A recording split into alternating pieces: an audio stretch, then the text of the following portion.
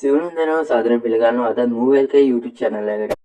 මේ කතාව මොනතරම් ලස්සනද කියලා කියනවනම් ඔයා මේ විදි බලලා තියෙන කවදාවත් අමතක නොවෙන ඒ කතා අතරට මේ කතාවත් අනිවාර්යෙන් එකතු වෙනවා කියලා අපි තදින්ම විශ්වාස කරනවා. මම මේ තරම්ම මේ කතාව අගය කරන්නේ ඇයි කියන එකට හේතුව කතාව පටන් ගන්න විදිය ඇහුවට පස්සේ ඔයාලට තේරෙයි. ඉතින් මේ සුපිරිම කතාව පටන් ගන්න මෙන්න මෙහෙමයි. ජෝයි කියලා හොඳින් ඉගෙන ගත්ත තරුණ පිරිමි ළමෙක් ඉන්නවා. නමුත් කොච්චර හොඳින් ඉගෙන ගත්තත් ජෝයිට රස්සාවක් නැහැ. ඉන්ටර්විව්ස් වලට යනවා. නමුත් ඒ කිසිම තැනකින් ජෝයිට රස්සාවක් හම්බ වෙන්නේ නැහැ. ඒ අතරතුරේදීම ජෝයිට දැනගන්න ලැබෙනවා. එයා පණ වගේ ආදරය කරන තරුණ ගැහැණු ළමයාට වෙනත් පිරිමි ළමයෙක් එක්ක සම්බන්ධයක් තියෙනවා කියලා. ඉතින් මෙන්න මේ වගේ ප්‍රශ්න ගොඩක් නිසා ජෝයිට එයාගේ ජීවිතේ එපා වෙනවා. ජෝයි ඊට පස්සේ බිල්ඩින් එකක් උඩ ඉඳන් පහළට පැනලා සීද විහානි කරගන්නවා. ඊට පස්සේ ජෝයිගේ ආත්මය යන්නේ කෙලිම මාරයා ළඟට. මාරයා ඊට පස්සේ ජෝයිට අවස්ථා එකක් නෙවෙයි අවස්ථා 12ක් දෙනවා. ඒ අවස්ථා තමයි මෑතකදී කොහොම හරි මැරෙන්න ඉන්න කෙනෙක්ගේ ශරීරයේ තියෙන එයාගේ ආත්මය අයින් කරලා ඒ වෙනුවට ජෝයිගේ ආත්මය දානවා ඒ ශරීරයට. ජෝයිට ලැබෙන අභියෝගය තමයි කොහොම හරි මෑතකදී සිද්ධ වෙන්න තියෙන ඒ කෙනාගේ මරණය නවත්ව ගන්න එක. එහෙම කළොත් එහෙම අනිවාර්යෙන් ජෝයිට ඒ කෙනාගේ ශරීරය ඇතුලේ ඒ කෙනා විදියටම දිගටම ජීවත් වෙන්න පුළුවන්. ඒත් මෙතන තියෙන ලොකුම ප්‍රශ්නය තමයි ජෝයි දන්නේ නැහැ ඒ කෙනා මැරෙන්නේ කවදද කීයටද සහ කොහොමද කියලා. ඒත් එක දෙයක් විශ්වාසයි ඒ කෙනා අනිවාර්යෙන් මෑතකදී කොහොම හරි මැරෙන්න ඉන්න කෙනෙක්. ජෝයිට කරන්න තියෙන්නේ ඒ මරණය කොහොම හරි නවත්ව ගන්න එක.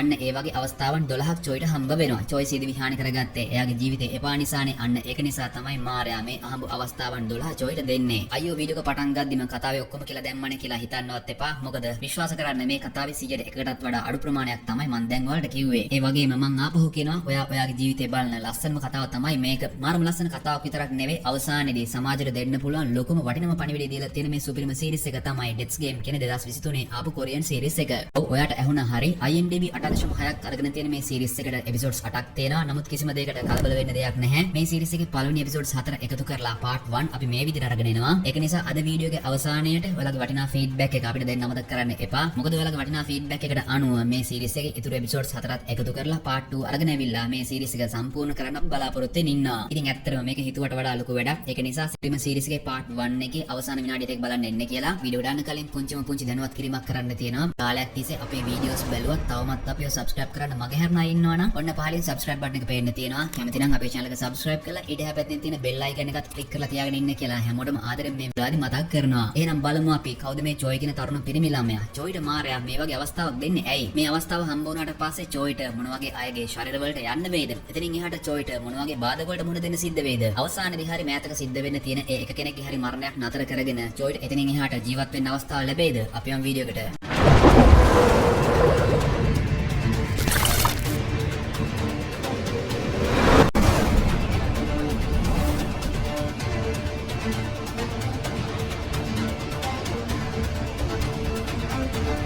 ඔන්න කතාව පටන් ගද්දිම අපිට වටිනා වාක්‍යයක් පෙන්නනවා. මේ වාක්‍යය සඳහන් කරලා තියෙන්නේ මනුෂ්‍ය වර්ගයාට වඩාත්ම වේදනාකාරී මරණය වෙන්නේ කලින් දැනුවත් වෙලා ඉන්න මරණයයි කියලා. මේ වාක්‍ය මේ කතාවට මොනතරම් සම්බන්ධයිද කියලා අපිට දැන්ම හිතා ගන්න බෑ. ඔන්න ඒත් එක්කම අපිට පෙන්නනවා අඳුරු තැනක හිර වෙලා ඉන්න තරුණ පිරිමි ළමයෙක්. එකපාරටම මේ තරුණ පිරිමි ළමයා ළඟට කවුද කාන්තාවක් ඇවිල්ලා පිස්ටල් එකකින් ඔලුවට වෙඩි තියනවා. ඇත්තට මේ සිද්ධ වෙන්නේ මොකක්ද කියලා අපිට දැන්ම තේරෙන්නේ නැහැ. ඔන්න දැන් තමයි අපි මේන් ස්ටෝරි එකට එන්නේ. ඒ කියන්නේ කාලයකට කලින් වුණ සිද්ධියක් තමයි අපිට මේ වෙලාවේදී පෙන්වන්නේ. මේ කතාවේ ප්‍රධාන චරිතය තමයි ජෝයි. ජෝයි කියන්නේ හොඳින් ඉගෙන ගත්ත තරුණ පිරිමි ළමෙක්. ජෝයි මේ වෙද්දි රස්සාවක් බලාපොරොත්තුෙන් ඉන්ටර්විව් එකට යන ගමන් ඉන්නේ. අන්න ඒක නිසා ජෝයි කතා කරනවා. එයා පණ වගේ ආදරය කරන එයාගේ පෙම්වතියට. ජෝයිගේ පෙම්වතියගේ නම තමයි සූ. සූත් මේ වෙලාවේදී ජෝයිට විශ් කරනවා. කොහොමද ඊට පස්සේ ජෝයි එනවා. එයා රස්සාව බලාපොරොත්තුෙන් ඉන්න ටේකන් කියන කම්පැනි එකේ ඉන්ටර්විව් එකට. නමුත් මේ වෙලාවේදීම ඔන්න පාරේන වාහනයකට මිනිස්සෙක් හැප්පිලා ඒ මිනිස්සයා කෙලින්ම ඇදගෙන වැටෙන්නේ ජෝයි ළඟ. ජෝයි ඊට පස්සේ මේ මිනිස්සයාට උදව් කරන්න උත්සාහ කරනවා. නමුත් මේ මිනිස්සයා ඇක්සිඩන්ට් එක නිසා ජෝයි ඉස්සරහම මැරෙනවා. ඒක පාර්ට්ම සිද්ධුන මේ දේ නිසා ජෝයි බය වෙනවා. ජෝයි ඊට පස්සේ බොහොම අමාරුවෙන් හිත හදාගෙන ඉන්ටර්විව් එකට මුහුණ දෙන්න උත්සාහ කරනවා. නමුත් මේ වැඩේ හරියන්නේ නැහැ. ජෝයි බය වෙලා ඉන්න නිසා අහන කිසිම ප්‍රශ්නයකට ජෝයිට උත්තර දෙන්න හැකියාවක් ලැබෙන්නේ නැහැ. අන්න ඒක නිසා ජෝයිව මේ ඉන්ටර්විව් එකෙන් කැපෙනවා. දැන් ජෝයිට කරන්න දෙයක් නැහැ. අන්න ඒක නිසා ජෝයි සුපුරුදු පරිදි එයාගේ පාර්ට් ටයිම් එකේ වැඩ පටන් ගන්නවා. ජෝයි වැඩ කරන්නේ බාර් එකක.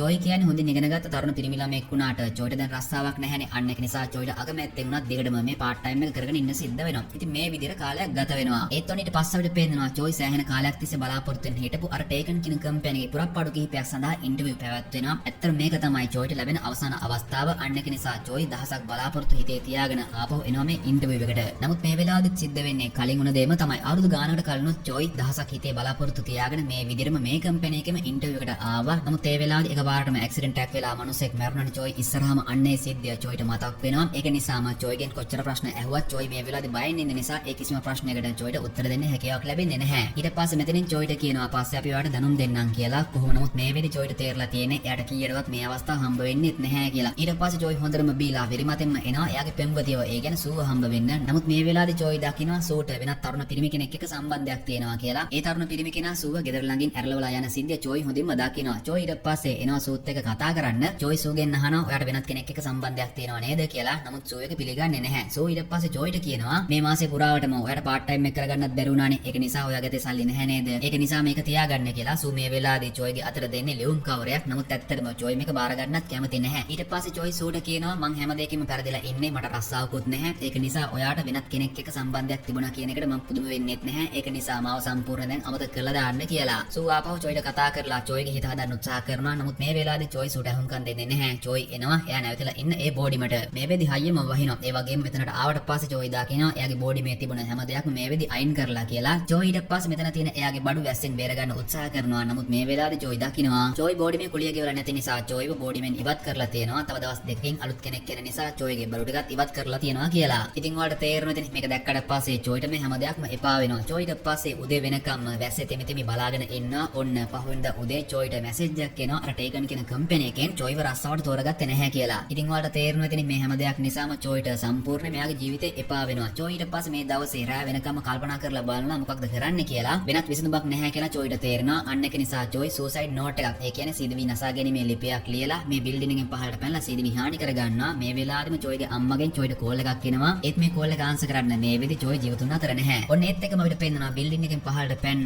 ජොයිට එකපාරටම සිහිය එනවා. අදිසුකෝපභෝගී ප්ලේන් එකක් ඇතුලෙන්. ඒ වගේම ජොයි මේ වෙලාවේදී දකිනවා එයාට තියෙන දැන් වෙන කෙනෙක්ගේ මුහුණක් කියලා. ඒ කියන්නේ දැන් ඔයාලට තේරෙනවා ඇති ජොයිගේ ආත්මය මේ වෙදි තියෙන වෙනත් කෙනෙක්ගේ ශරීරයක් ඇතුලේ. ඒත් එකම ඔන්න ජොයි දකිනවා මෙතන තවත් තරුණ ගැහණු කෙනෙක් ඉන්නවා කියලා. ඒ ගැහණු කෙනා කවුද කියලා ජොයිට හිතා ගන්නවත් බැහැ. කොහොම නමුත් ඔන්න ජොයි සීදවි හානි කරගන්න කලින් ලියපු ඒ සූසයිඩ් නෝට් එක මේ ගැහණු කෙනා ළඟ තියෙනවා. ජොයි එක ලියලා තියෙන ජීවිතේ වේදනාව ඉවර කරගන්න තියෙන පහත්ම ක්‍රමය තමයි මරණය කියලා. අන්න ඒ නෝට් එක මේ ගැහණු කෙනා කියවනවා. ජොයි ඊට පස්සේ මේ ගැහණු කෙනාගෙන් අහනවා ඔය සූසයිඩ් නෝට් එක තමුසෙට හම්බ වුණේ කොහොමද? තමුසේ ඇත්තටම කවුද කියලා. ඉතින් ඇත්තටම මෙතන ඉන්නේ නිකම්ම ගැහණු කෙනෙක් නෙවෙයි. මේ කෙනා තමයි මාරයා. ඒ බව මාරයා ජොයිට කියනවා. ඒත් ජොයි එක විශ්වාස කරන්නේ නැහැ. අන්න ඒක නිසා මාරයා විසින් ජොයි සීදවි හානි කරගත්තට පස්සේ සිද්ධ වුණේ මොකක්ද කියලා ජොයිටම පෙන්නනවා. මියගිය අයගේ ආත්ම ඒ ආත්ම අපායට යන්නේ කොහොමද මේ හැම දෙයක්ම මාරයා විසින් ජොයිට පෙන්නනවා. මෙන්න මේක දැක්කට පස්සේ තමයි ජොයි විශ්වාස කරන්නේ ඇත්තට මේ ඉන්නේ මාරයා කියලා. කොහොමනත් ඊට පස්සේ මාරයා ජොයිට කියනවා දෙවියන් වහන්සේ විසින් හැම කෙනෙක්ටම වරප්‍රසාදයක් දීලා තියෙනවා. ඒ වරප්‍රසාදය තමයි කෙනෙක් මැරෙන්නේ ජීවිතේ එක වතාවක් විතරයි කියලා. ඒත් ඊට පස්සේ ජොයි ටිකක් වේදනාවෙන් මාරයාට කියනවා දෙවියන් වහන්සේ දීලා තිබුණ ඒ වරප්‍රසාදයෙන් මට නම් වැඩක් වුණේ නැහැ. ඒ විදිහට ජීවත් වෙනවට වඩා මැරෙන එක හොඳයි කියලා මට හිතුණා. ඒක නිසා තමයි මම සීදවි හානි කරගත්තේ කියලා. ඊට පස්සේ මාරයා ජොයිට කියනවා මම ඔයාට අවස්ථාවන් එකක් නෙවෙයි අවස්ථාවන් 12ක් දෙනවා. සමහර විට ඔයාට ඒක දඬුවමක් විදිහට දැනෙයි. ඒ අවස්ථාව තමයි මෑතකදී කොහොම හරි මැරෙන්න ඉන්න කෙනෙක්ගේ ශරීරයේ තියෙන ඒ කෙනාගේ ආත්මය අයින් කරලා මං ඒ වෙනුවට ඔයාගේ ආත්මය ඒ ශරීරයට දානවා. එතනින් පස්සේ වැඩ කරන්න තියෙන්නේ කොහොම හරි ඒ මරණය වළක්ව ගන්න එක. අන්න ඒ විදිහට සිද්ධ වෙන්න තියෙන මරණය කොහොම හරි වළක්ව ගත්තොත් එහෙම ඔයාට එතනින් පස්සේ ඒ කෙනා විදිහටම ඒ කෙනාගේ ශරීරය ඇතුලේ ජීවත් වෙන්න පුළුවන් කියලා. ඉතින් ඔයාලට තේරෙනවා ඉතින් සීදවි හානි කරගත්තාට පස්සේ ජොයිට මාරයා විසින් දුන්න ඒ අවස්ථාවන් 12න් එක අවස්ථාවක තමයි මේ වෙද්දි ජොයි ඉන්නේ. ඒ කියන්නේ මේ කෙනාත් මොකක් හරි හේතුවක් නිසා මෑතකදී මැරෙන්න ඉන්න කෙනෙක් ජොයිට කරන්න තියෙන්නේ ඒ සිද්ධ වෙන්න යන මරණය වළක්ව ගන්න එක. ඒත් මෙතන තියෙන ලොකුම ප්‍රශ්නේ තමයි මරණය සිද්ධ වෙන්නේ කොහොමද? කවද්ද කීයටද මේ කිසිම දෙයක් ගැන ජොයි දන්නේ නැහැ. ජොයිට කරන්න තියෙන්නේ කොහොම හරි සිද්ධ වෙන්න යන ඒ මරණය වළක්ව ගන්න එක. ඉතින් මේ අවස්ථාවේදී ජොයිට ඒ මරණය වළක්ව ගන්න බැරි වුණොත් එහෙම මරණයේ වේදනාව ජොයිට හම්බ වෙනවා. නමුත් එතනින් පස්සේ ආපහු ජොයිට අවස්ථාවක් ලැබෙනවා. අන්න ඒ වගේ අවස්ථාවන් 12ක් මාරයා විසින් ජොයිට දීලා තියෙනවා. ජොයිට කරන්න තියෙන්නේ කොහොම හරි ඒ අවස්ථාවන් 12න් එකක සිද්ධ වෙන්න යන ඒ මරණය වළක්ව ගන්න එක. එතනින් පස්සේ ජොයිට ඒ කෙනාගේ ශරීරයේ ඒ කෙනා විදියටම දිගටම ජීවත් වෙන්න පුළුවන්. ඔන්න ඕක ගැන මාරයා මේ වෙලාවේදී හැම දෙයක්ම ජොයිට පැහැදිලි කරනවා. නමුත් ජොයි එකට කැමති නැහැ. ඒ ජොයි කැමති නැහැ කියන එක මෙතනදී අදාළ වෙන්නේ නැහැ. මාරයා ස්නැප් එකක් දානවත් එක්කම මෙතනින් අතුරුදහන් වෙලා යනවා. ඊට පස්සේ ඔන්න එකපාරටම මේ ෆ්ලයිට් එක කඩා වැටෙන්න වගේ පටන් ගන්නවා. ජොයිට තේරෙනවා එහෙනම් එයාගේ මරණය සිද්ධ වෙන්න යන්නේ මේ ෆ්ලයිට් එක කඩාගෙන වැටිලා කියලා. නමුත් මෙතනට ගුවන් සේවිකාවක් ඇවිල්ලා ජොයිට කියනවා සර් බය වෙන්න එපා. මේක తాවකාලික තත්ත්වයක් විතරයි කියලා. ඒත් ජොයි එක විශ්වාස කරන්නේ නැහැ. මොකද මාරයා කිව්වා මෑතකදී මරණයක් සිද්ධ වෙන්න තියෙන කෙනෙක්ගේ ශරීරය ඇතුළට තමයි ජොයිගේ ආත්මය මේ වෙදි දාලා තියෙන්නේ කියලා. අන්න ඒක නිසා ජොයි හොඳින්ම දන්නවා අනිවාර්යයෙන් මේ ෆ්ලයිට් එක දැන් කඩාගෙන වැටෙන්න යන්නේ කියලා. ඒත් ජොයි එහෙම හිතුවට ගුවන් සේවිකාව කියන විදියටම ටික වෙලාවක් යද්දී මේ ෆ්ලයිට් එක යථා තත්ත්වයටපත් වෙනවා. ඊට පස්සේ තමයි ජොයිගේ හිතේ තියෙන ඒ බය ටිකක් හරි අඩු වෙන්නේ. ජොයි ඊට පස්සේ මේ අදිසුකෝපභෝගී ෆ්ලයිට් එකේ පොඩ්ඩක් ඇවිදලා බලනවා. මෙන්න මේ වෙලාවේදී ජොයිට තේරෙනවා එයා මේ වෙද්දි ඉන්නේ ගොඩක් සල්ලි තියෙන කෙනෙක්ගේ ශරීරයක් ඇතුලේ කියලා. ඒකට හේතුව තමයි මේ කෙනාට අයිති මිල අධික වොච්, සපත්තු, බෙල්ට්ස් වගේම හැම දෙයක් මෙතන තියෙනවා කියලා ජොයි දකිනවා. ඒත් එක මොන මේ වෙලාවේදී ජොයි දකිනවා දිලිසෙන මොකක් හරි පළඟුවක් වගේ දෙයක් එයාගේ පැත්තට එනවා කියලා. ඒක ජොයිගේ ඔලුවේ වදිනවත් එක්කම ඔන්න එකපාරටම ජොයිට මේ ඇත්තම කෙනාගේ විස්තර ටික පේනවා. ජොයිගේ ආත්මය මේ වෙද්දි තියෙන ශරීරයේ ඇත්තම කෙනාගේ නම තමයි ජින්ටේ. ජින්ටේට වයස අවුරුදු 33යි. ඒ වගේම ජින්ටේ කියන්නේ එසේ මෙසේ කෙනෙක් නෙවෙයි. අර ටේකන් කියන කම්පැනි එකේ අයිතිකාරගේ දෙවෙනි පුතා. ජින්ටේට අයියා කෙනෙක් ඉන්නවා. අයියා වගේම ජින්ටේ තාත්තගෙන් බලාපොරොත්තු වෙන ඉඳලා තියෙනවා කම්පැනි එකේ විධායක නිලධාරී තනතුර ඊළඟට Tamanට හම්බ වෙයි කියලා. නමුත් ඇත්තටම තාත්තා ඒ අවස්ථාව දීලා තියෙන ජින්ටේට. ඔන්නෝක තමයි ජින්ටේගේ ඇත්තම විස්තරය. මේ හැම දෙයක්ම අර පළඟුව නිසා චොයිගේ ඔළුවේ ලෝඩ් වෙන්න පටන් ගන්නවා. ඉතින් ඔයාලට තේරෙනවා ඉතින් චොයි මුලින්ම උත්සාහ කළේ ඒ ටේකන් කියන කම්පැනි එකේ කොහොම හරි රස්සාවක් හොයාගන්න. නමුත් මාරයා විසින් චොයිට දුන්න ඒ අවස්ථාව නිසා දැන් චොයි ඉන්නේ ඒ කම්පැනි එකේ විධායක නිලධාරියා ගැඟ ඇතුලේ. ඒ වගේම චොයි මේ වෙද්දි හොඳින්ම දන්නවා කලින් සිද්ධ වෙන තිබුණ ඒ අනතුර නැවතුණා කියලා. අන්න ඒක නිසාම චොයිගේ හිතේ ලොකු සතුටක් වගේම බලාපොරොත්තුවක් ඇති වෙනවා. මොකද මෙතනින් පස්සේ චොයිට කිසිම ප්‍රශ්නයක් වෙන්නේ නැහැ. චොයිට ඕන තරම් සල්ලි තියෙනවා. ඒත් මේ සතුට තියෙන ටික වෙලාවක් විතරයි. ඒකට හේතුව තමයි යෝනික පාරටම චොයි දකිනවා මේ ෆ්ලයිට් එකේ එන්ජින් එකක දෝෂයක් ඇති වෙලා කියලා.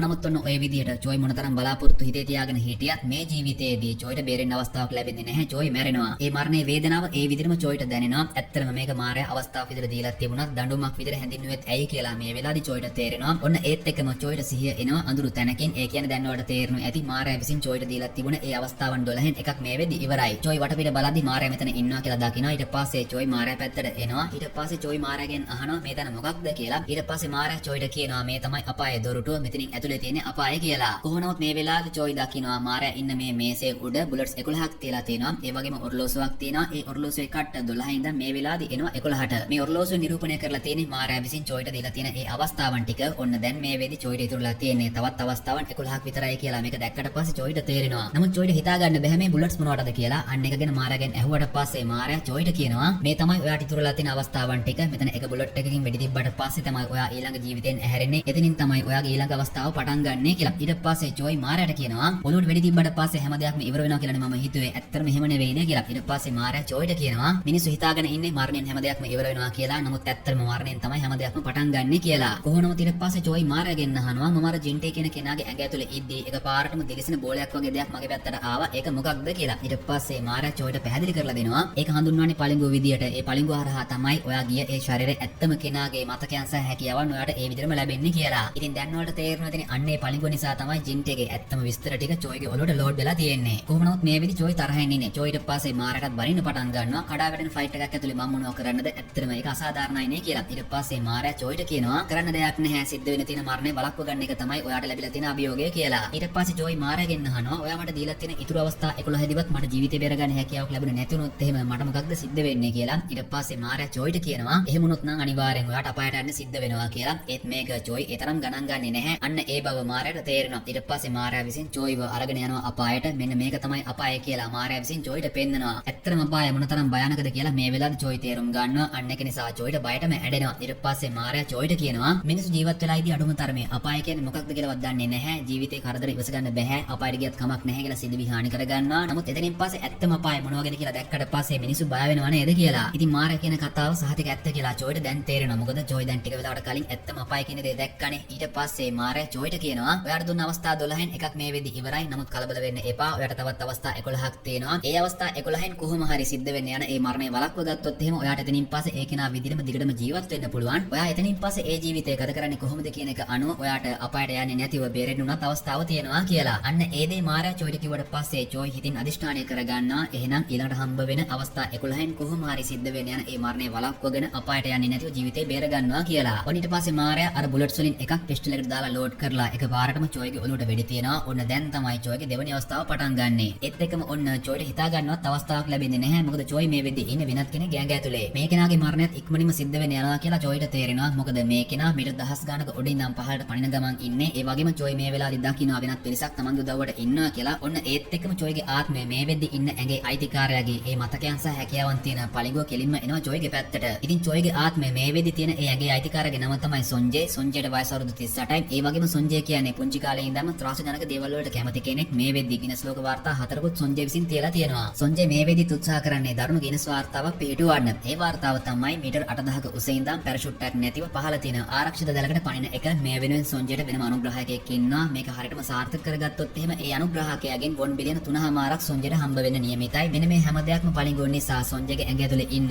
ජොයිට මේ හැම දෙයක්ම ලෝඩ් වෙන්න පටන් ගන්නවා. ඒ වගේම ඒ පලිඟුව හරහා සොන්ජේගේ තියෙන ඒ හැම හැකියාවක්ම මේ වෙද්දි ජොයිට ඇවිල්ලා තියෙන්නේ. අන්න ඒක නිසා ජොයිට තේරෙනවා මේ වැඩේ අනිවාර්යෙන් යාට කරන්න පුළුවන් කියලා. මොකද මේ වැඩේ හරියටම කරගත්තොත් එහෙම සොන්ජේගේ මරණය ජොයි විසින් බලක්ව ගත්තා වගේනේ. අන්න එතනින් පස්සේ ජොයිට ජීවත් වෙන්න $1 බිලියන 3.5කුත් හම්බ වෙනවා. අන්න ඒක නිසා ජොයි හිතින් අදිෂ්ඨානය කරගන්නවා කොහොම හරි සිද්ධ වෙන්න යන මරණය බලක්ව ගන්නවා. එතනින් පස්සේ කිසිම ප්‍රශ්නයක් ඇති වෙන්නේ නැහැ කියලා. ඒත් සොන්ජේගේ ඇඟ ඇතුලේ ඉන්න ජොයි බලාපොරොත්තු වුණ දේ නෙවෙයි සිද්ධ වෙන්නේ. බොහොම දරුණු දෙයක්. සොන්ජේගේ ඇඟ ඇතුලේ ඉන්න ජොයි එකපාරටම ඇදගෙන වැටෙන්නේ බිමට. අන්න ඒක නිසා මේ අවස්ථාවත් ජොයිට නැති වෙනවා. ඔන්න ඔය සිද්ධියත් එක්ක තමයි මේ සුපිරිම සීරීස් එකේ දෙවෙනි එපිසෝඩ් එක ඉවරුනේ. නමුත් කලබල වෙන්න එපා. අද part 1 එකේ එපිසෝඩ්ස් 4ක්ම අපි අරගෙන එනවානේ. එහෙනම් දැන් බලමු අපි මේක දෙවෙනි එපිසෝඩ් එකේ මොකක්ද වෙන්නේ කියලා. ඔන්න දෙවෙනි එපිසෝඩ් එක පටන් ගද්දිම අපිට පෙන්වන්නේ ඇක්සිඩන්ට් එකක් නිසා කවුරු හරි දෙන්නෙක් මිය ගිහින් තියෙනවා. ඒ දෙන්නගේ බොඩිස් මෙතනින් අයින් කරනවා. ඒත් මේ සිද්ධිය කතාවට කොහොමද සම්බන්ධ වෙන්නේ කියලා අපිට දැන්ම හිතා ගන්න බෑ. අපි බලමු ඉස්සරහට මොකක්ද වෙන්නේ කියලා. ඔන්න දැන් තමයි හරියටම දෙවෙනි එපිසෝඩ් එක පටන් ගන්නෙ. සොන්ජේගේ ඇඟ ඇතුළේ හිටියත් ජොයිට ඒ කෙනාගේ ජීවිතය බේරගන්න හැකියාවක් ලැබුණේ නැහැනේ. පහළට වැටලා ජොයි මිය ගියා. අන්න ඒක නිසා ආපහු අපාය දොරටුව ළඟින් ජොයිට සිහිය එනවා. ජොයිට පස්සේ දකින්න මෙතන මාරයා ඉන්නවා කියලා. ඊට පස්සේ ජොයි ඇවිල්ලා මාරයාට කියනවා ඒකත් සෑහෙන අසාධාරණයි. අඩුම තරමේ ඒ ජීවිතය බේරගන්න මට විනාඩි කිහිපයක්වත් හම්බුනේ නැහැනේ කියලා. ඊට පස්සේ මාරයා ජොයිට කියනවා ඔයාම තමයි බේරෙන්නේ. මොකක් හරි ක්‍රමයක් හොයාගන්න ඕනේ. ඒ වගේම අමතක කරන්න එපා. මේක අවස්ථාවක් විතරක්ම නෙවෙයි දඬුවමක්. අන්න ඒක නිසා මේකෙන් ඔයාට පාඩමක් පවා ඉගෙන ගන්න තියෙනවා කියලා. ඒත් ජොයිට හිතා ගන්නවත් බෑ මාරයා මේ මොනවද කියන්නේ කියලා. ජොයි දැන් තරහින් ඉන්නේ. මොකද අවස්ථා 12න් මේ වෙද්දී ජොයිට ලැබුණ අවස්ථා දෙකක්ම ඉවරයි. අඩුම තරමේ ජීවිතය බේරගන්න පැයක්වත් හම්බුනේ නැහැනේ. කොහොමනවත් මේ වෙලාවේදී මාරයා ජොයිගෙන් අහනවා ඇයි වා සීදි විහානි කරගත්තේ කියලා. ඊට පස්සේ ජොයි තමන්ගේ ජීවිතය ගැන හැම දෙයක්ම මාරයාට කියනවා. ජොයි මේ වෙලාවේදී මාරයාට කියන්නේ මගේ ජීවිතය සම්පූර්ණයෙන් අඳුරුයි. මං ඉපදුනේ දුප්පත් පවුලක.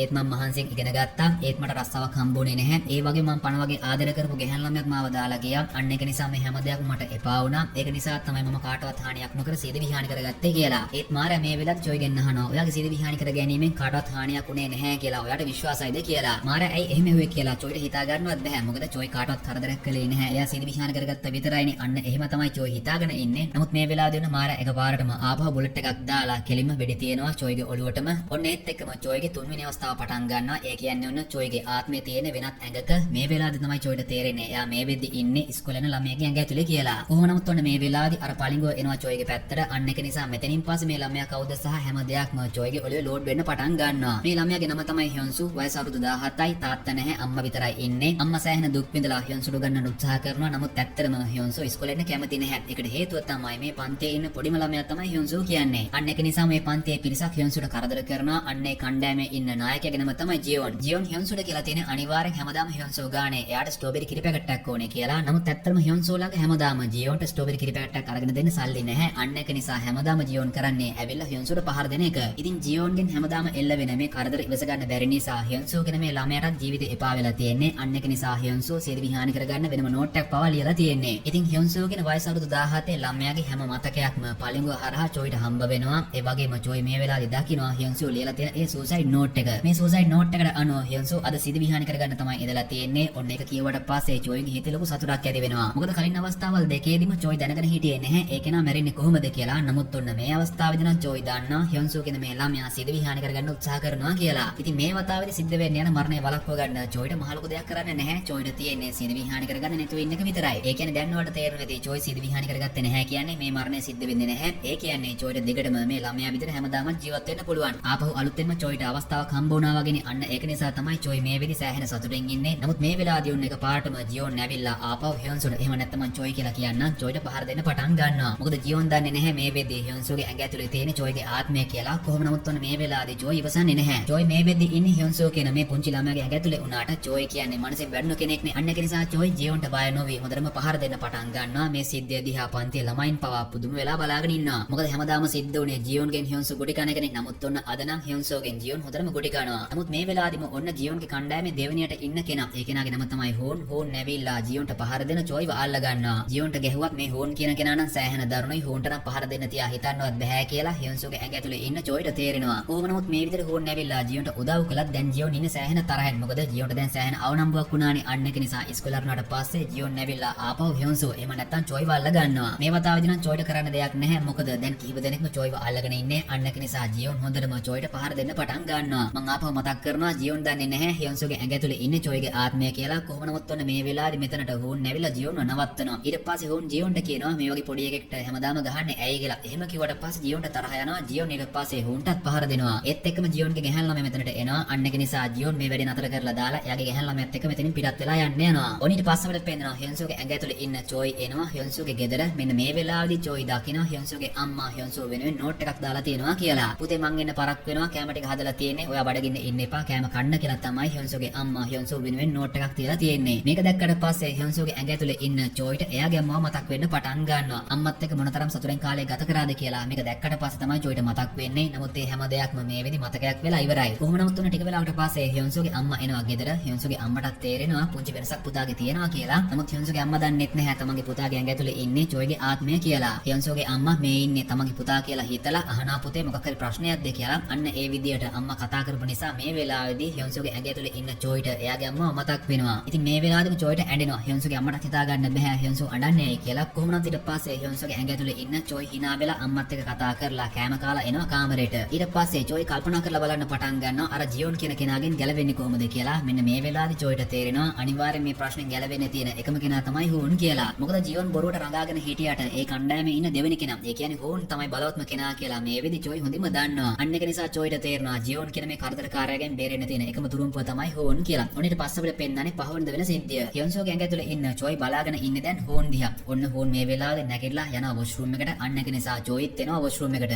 චොයි ඊට පස්සේ ටිකක් බයෙන් වගේ හෝන්ට කියනවා ඔයා කොහොමද ජියොන්ගේ කණ්ඩායමේ දෙවෙනි කෙනා උනේ? ජියොන්ට වඩා ඔයා ශක්තිමත් නේ. ඔයාට පුළුවන් නේ ජියොන්ව පහළට දාලා ලොක්ක වෙන්න කියලා. කොහොමනොත් ඔන්න මේ වෙලාවේ එකපාරටම හෝන්ට තරහ යනවා. මොකද කවදාවත් හයන්සෝ මේ ආකාරයෙන් හෝන් එක කතා කරලා නැහැ. හෝන් දන්නෙත් නැහැනේ හයන්සෝගේ ඇඟ ඇතුලේ ඉන්නේ චොයිගේ ආත්මය කියලා. ඒත් ටිකක් තරහ ගියාට හෝන්ට තේරෙනවා මේ කෙනා කියන්නේ ඇත්ත කියලා. අන්න ඒක නිසා හෝන් මේ එන්නේ හයන්සෝ කියලා හිතාගෙන එයාට කියනවා මම ඇත්තටම ජියොන්ට බය නැහැ. ඒ ජියොන්ගේ අයියා මැරේට්. ඒ කෙනාගේ හයියා ජියොන්ට තියෙනවා. ඒක නිසා තමයි මට ජියොන්ගේ යටතේ ඉන්න සිද්ධ වෙලා තියෙන්නේ කියලා. මෙන්න මේක ඇහුවට පස්සේ තමයි චොයිට තේරෙන්නේ හෝන් ශක්තිමත් වුණාට හෝන් ජියොන්ට ඇත්තටම බයෙන් ඉන්නේ ඇයි කියලා. අන්න ඒක තේරුම් ගත්ත නිසා හයන්සෝගේ ඇඟ ඇතුලේ ඉන්න චොයි ඊට පස්සේ හෝන්ට කියනවා ඉතින් ඔයාට පුළුවන් නේ ජියොන්ට ප්‍රශ්නයක් වුණාම එතරට මැදිහත් නොවී ඉන්න. එතකොට කීයටවත් ජියොන්ගේ අයියාගෙන් කිසිම ප්‍රශ්නයක් ඔයාට එන්නේ නැහැ නේ කියලා. ඒකත් ඇත්ත කියලා හෝන්ට තේරෙනවා. නමුත් මේ වෙලාවේදීම ඔන්න මෙතනට ජියොන් එනවා. ජියොන් දකිනවා ඔන්න හෝන් සහ හයන්සෝ කතා කර ඉන්නවා කියලා. ඊට පස්සේ ජියොන් මෙතනට ඇවිල්ලා හෝන්ව යවනවා. ඔන්න ඊට පස්සේ අපිට පේනවා මේ දවසේ ඉන්ටර්වෙල් එකේදී වෙන සිද්ධිය. සුපුරුදු පරිදි ජියොන් එනවා හයන්සෝට කරදර කරන්න. නමුත් හයන්සෝගේ ඇඟ ඇතුලේ මේ වෙද්දි ඉන්නේ චොයිනේ. චොයි මේ වෙද්දිත් ප්ලෑන් එක පටන් අරගෙන තියෙන්නේ. අන්න ඒක නිසා චොයි මේ වෙලාවේදී එයා කන කෑම එක ජියොන්ගේ ඔළුවේ හලනවා. ජියොන් කීයටවත් හයන්සෝගෙන් මේ වගේ දෙයක් බලාපොරොත්තු වෙන්නේ නැහැ. අන්න ඒක නිසා ජියොන් මේ වෙලාවේදී හෝන්ගෙන් උදව් වෙල්ලනවා. නමුත් මේ වෙලාවේදී හෝන් ජියොන්ගේ දවවට යන්නේ නැහැ. ජියොන්ගේ දවවට ගියොත් තමයි හැමදාමත් එයාගේ යටතේ ඉන්න සිද්ධ වෙන්නේ කියලා මේ වෙද්දි හෝන් තේරුම් අරගෙන තියෙන්නේ. මම හිතන්නේ දැන්වට තේරෙනවා ඇති චොයිගේ ප්ලෑන් එක මේ වෙද්දිත් සාර්ථක වෙලා තියෙන්නේ. කොහොම නමුත් ඔන්න මේ වෙලාවේදී ජියොන්ට තේරෙනවා හෝන් එයාගේ දවවට ආවේ නැහැ කියලා. අන්න ඒක නිසා ජියොන්ට තරහ යනවා. ජියොන් ඊට පස්සේ මේ සිද්ධිය ගැන සම්පූර්ණම කතාව එයාගේ මැර අයියට ගිහින් කියනවා. ඔන්න ඊට පස්සේ ජියොන්ගේ මැර අයියා තමන්ගේ කණ්ඩායමත් එක්ක මේ ප්‍රශ්නෙට මැදිහත් වෙනවා. නමුත් පන්ති කාමරයට ඇවිල්ලා බැලුවට පස්සේ ජියොන්ගේ මේ මැර අයියට තේරෙනවා ජියොන් පන්තියේ ඉන්න පොඩිම ළමයාත් එක්කනේ ප්‍රශ්නයක් දාගෙන තියෙන්නේ කියලා. අන්න ඒක නිසා ජියොන්ගේ මැර අයියට තරහ යනවා. ඊට පස්සේ ජියොන්ගේ මැර අයියා ජියොන්ට බනිනවා. තමසේ මේ වගේ පොඩි එකෙක් එක්කද ප්‍රශ්නයක් දාගත්තේ? තමසේ මගේ මල්ලි කියලා කියන්නත් ලැජ්ජයි කියලා. ඊට පස්සේ ජියොන්ගේ මැර අයියා ජියොන්ට කණේ පාරක් ගහලා මෙතනින් යන්න යනවා. ඉතින් මේ සිද්ධිය දිහා බලලා හයන්සෝගේ ඇඟ ඇතුලේ ඉන්න චොයි hina වෙනවා. අන්න ඒක නිසා ජියොන්ට තරහ ගිහින් ජියොන් එකපාරටම හයන්සෝට එහෙම නැත්නම් චොයිට පහර දෙන්න උත්සාහ කරනවා. නමුත් මේ වෙලාවදිම මෙතනට හෝන් මැදිහත් වෙනවා. මොකද හෝන් මේ වෙද්දි ඉන්න චොයිගේ පැත්තේ. එහෙම නැත්නම් හයන්සෝගේ පැත්තේ. අන්න ඒක නිසා හෝන් චොයිට පහර දීලා චොයිට බනින්න පටන් ගන්නවා. තමසේ නම් මහා මන්ද බුද්ධිකයෙක් කියලා. කොහොම නමුත් මේ සිද්ධිය නිසා ජියොන්ට තවත් ලොකු අවනම්බුවක් විතරයි සිද්ධ වෙන්නේ. ඒ වගේම ජියොන් එළියට එදි දකින්නවා. එයා ආදරය කරන ගැහැන් ළමයා මේ වෙදි එයාගේ අයියත් එක්කම යාළු වෙලා ඒ ගැහැන් ළමයා මේ වෙලාවේ ජියොන්ගේ මුහුණටම කියනවා තමසේ මහා මන්ද බුද්ධිකයෙක් කියලා. ඔන්න ඊට පස්සේ අපිට පේනවා මේ දවසේ රැ වෙන සිද්ධියක්. හයන්සෝගේ ඇඟ ඇතුලේ ඉන්න චොයි දැන් හිතාගෙන ඉන්න හැම ප්‍රශ්නයක්ම ඉවරයි කියලා. මොකද හයන්සෝ කියන මේ දරුවට සිදි විහානි කරගන්න තිබුණ ඒ හේතුව සම්පූර්ණයෙන්ම ඉවරයි. හොඩින්ම කියනවනම් ඔන්න දැන් චොයි වෙන්න තිබුණ මරණය වළක්ව ගත්තා. ඒ කියන්නේ චොයිට දිගටම හයන්සෝගේ ඇඟ ඇතුලේ ඉන්න පුළුවන්. අන්න ඒක නිසා තමයි චොයි සතුටෙන් ඉන්නේ. නමුත් මේ වෙලාවදී මෙතන ජියොන් එනවා. ඒත් හයන්සෝගේ ඇඟ ඇතුලේ ඉන්න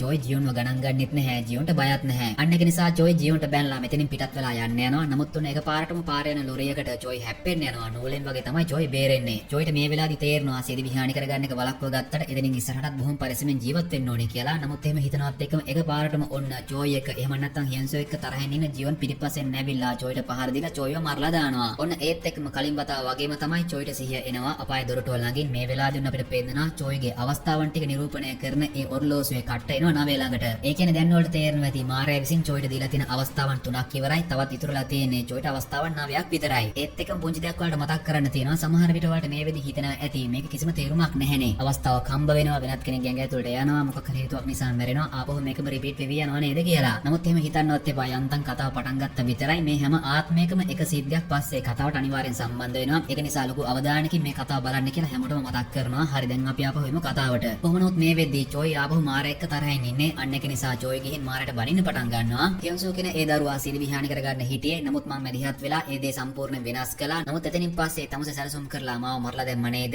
බොරුවට මට බලාපොරොත්තු දෙන්න එපා. මම දන්නවා තමුස් මේකෙන් විනෝද වෙනවා කියලා. ඒක නිසා ඊළඟ වතාවේදී නම් මං කෙලිම නිකම්ම සිරි විහානි කරගන්නවා කියලා. අන්න එහෙම කියනවත් එක මාරාට තරහ යනවා. මාරා ඊට පස්සේ ජොයිට පහර දෙනවා. ඊට පස්සේ මාරා ජොයිට බනිනවා. තමුසට හම්බ වෙලා තියෙන වෙන කාටවත් ලැබෙන්නේ නැති විදිහේ අවස්ථාවක්. ඒ අවස්ථාවන් එකකදී හරි තමුසේ සිරි විහානි කරගත්තොත් එහෙම තමුසේ කෙලින්ම යන්නේ අපායට. එතනින් පස්සේ ලැබෙන තියෙන අවස්ථාවන් ටිකක් තමුසට නැති වෙලා යයි කියලා. ඉතින් ඔන්න මාරා ඒ දේ කිව්වට පස්සේ තමයි ජොයිට තේරෙන්නේ එහෙනම් තමන්ට හම්බ වෙන කිසිම අවස්ථාවකදී සිරි විහානි කරගන්න බෑ. එහෙම වුණොත් එහෙම ඊටු අවස්ථාවන් ටිකක් තමන්ට නැති වෙනවා කියලා. ඊට පස්සේ මාරයා ජොයිට කියනවා තමුසේ කිව්වා හරේ හියන්සෝ කියන ඒ දරුවා සිරි විහානි කරගන්න තමයි හිටියේ. තමුසේ මැදිහත් වෙලා ඒ දේ සම්පූර්ණයෙන් වෙනස් කළා. නමුත් එතනින් පස්සේ තමුසේ ගත්ත තේරීම නිසා තමයි තමුසට මැරෙන්න සිද්ධ වුණේ කියලා. එහෙම කියලා මාරයා එකපාරටම බුලට් එකක් ආපහු ලෝඩ් කරලා කෙලින්ම වෙඩි තියනවා ජොයිගේ ඔළුවට. ඔන්න දැන් තමයි ජොයිගේ හතරවෙනි අවස්ථාව පටන් ගන්නෙ. ඒත් ජොයිට වටපිටාව කිසිම දෙයක් පේන්නේ නැහැ. මොකද කළු පාට රෙද් දෙකින් මේ වෙදි සම්පූර්ණ ජොයිගේ ඔළුව වහලා තියෙන්නේ. ජොයිව පුටුවක ගැට ගහලා වෙනත් පිරිසක් විසින් ජොයිට මේ වෙදි වද දෙන්න පටන් අරගෙන තියෙන්නේ. ඒ පිරිස ජොයිගේ මුහුණේ තියෙන කළු පාට රෙද්ද ඉවත් කරනවා. මෙන්න මේ වෙලාවදිම මේ ඇත්තම ඇගේ අයිතිකාරයට අදාළ ඒ පළඟුව කෙලින්ම එනවා ජොයිගේ පැත්තට. අන්න ඒක නිසා මෙතනින් පස්සේ ජොයිට පේන්න පටන් ගන්නවා ඇත්තම මේ කෙනා කවුද කියලා. මේ කෙනාගේ නම තමයි ලී. වයස අවුරුදු 35යි. ලී කියන්නේ රහස් සංවිධානයක වැඩ කරන මැරකල්ලි සමාජිකෙක්. තනිකරම මිනිමරුම් කරන කෙනෙක් තමයි ලී කියන්නේ. ඉතින් මේ ලීට රහස් සංවිධානයේ බොස් ළඟ වැඩ කරන සෝන කියන ගැහැණු ළමයාත් එක්ක සම්බන්ධයක් තියෙනවා. නමුත් මේ රහස් සංවිධානයේ නායකයා හැමදාම සෝනට පහර දෙනවා. රහස් සංවිධානයේ නායකයා දන්නේවත් නැහැ ලීට සෝන එක්ක සම්බන්ධයක් තියෙනවා කියලා. ඉතින් මේ දේ හැමදාම ඉවසන්න බැහැනේ. අන්න ඒක නිසා ලී කරලා තියෙන වැඩේ තමයි සෝන විතරක් නෙවෙයි තමගේ බොස් ළඟ තිබුණ 1 බිලියන 10කුත් අරගෙන මෙතනින් පැනගෙන තියෙනවා. මේ වෙද්දි ඒ 1 බිලියන 10 වගේම සෝන වෙනම තැනක ආරක්ෂිතව තියලා තියෙනවා. නමුත් ලී එතනින් පැනගන්න උත්සාහ කරද්දී එකපාරටම රහස් සංවිධානයේ විසින් ලීව අල්ලගෙන තියෙනවා. ඉතින් දැන් ඔයාලට තේරෙනවා ඇති මේ කණ්ඩායම උත්සාහ කරන්නේ ලීට වද දීලා ඒ 1 බිලියන 10 තියෙන තැන වගේම සෝන ඉන්න තැන ලීගෙන් නහගන්න. පළඟුව නිසා මේ හැම දෙයක්ම ජොයිගේ ඔළුවේ ලෝඩ් වෙනවා. ඒ විතරක් නෙමෙයි ඔයාලට මතක ඇති මේ පළඟුව හරහා ඇත්තම කෙනාගේ හැම හැකියාවක්ම ජොයිට හම්බ වෙනවානේ. ලී කියන දක්ෂ සටන්කරුවෙක්. අන්න ඒක නිසා ඒ සටන් හැකියාවත් මේ වෙදි ජොයිට තියෙනවා. අන්න ඒක නිසා ජොයි ඒ හැකියාව භාවිතා කරලා මෙතන ඉන්න හැමෝටම පහර දෙනවා.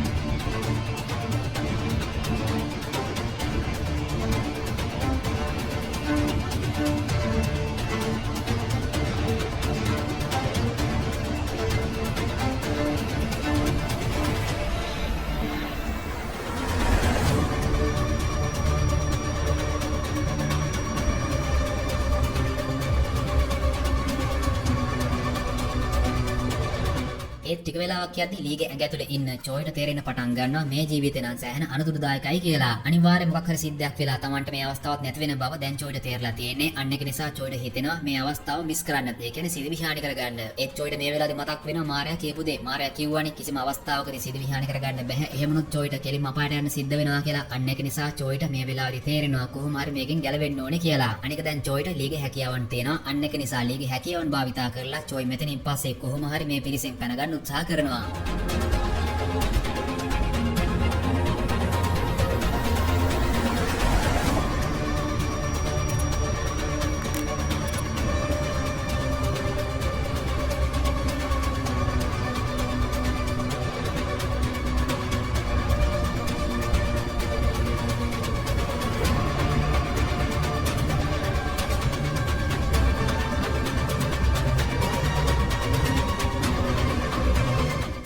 තමයි මේ සීරීස් එකේ දෙවෙනි එපිසෝඩ් එක ඉවරුනේ. නමුත් කලබල වෙන්න එපා. පාර්ට් 1 එකේ තවත් එපිසෝඩ්ස් දෙකක්ම තියෙනවා. ඒ වගේම අපිට මේ විදිහේ ප්‍රශ්න ගොඩක් ඉතුරුලා තියෙනවා. ලීගේ හැකියාවන් භාවිතා කරලා චොයිට දිගටම මේ විදිහට බේරෙන්න පුළුවන් වෙයිද? එහෙම නැත්නම් මේ අවස්ථාවත් චොයිට නැති වෙයිද? අන්න ඒ දේවල් ගැන වගේම තවත් බොහොම දරුණු සිද්ධීන් කිහිපයක්ම තුන්වෙනි එපිසෝඩ් එකේ සිද්ධ වෙන්න නියමිතයි. එහෙනම් දැන් බලමු අපි මේ සීරීස් එකේ තුන්වෙනි එපිසෝඩ් එකේ මොකක්ද වෙන්නේ කියලා.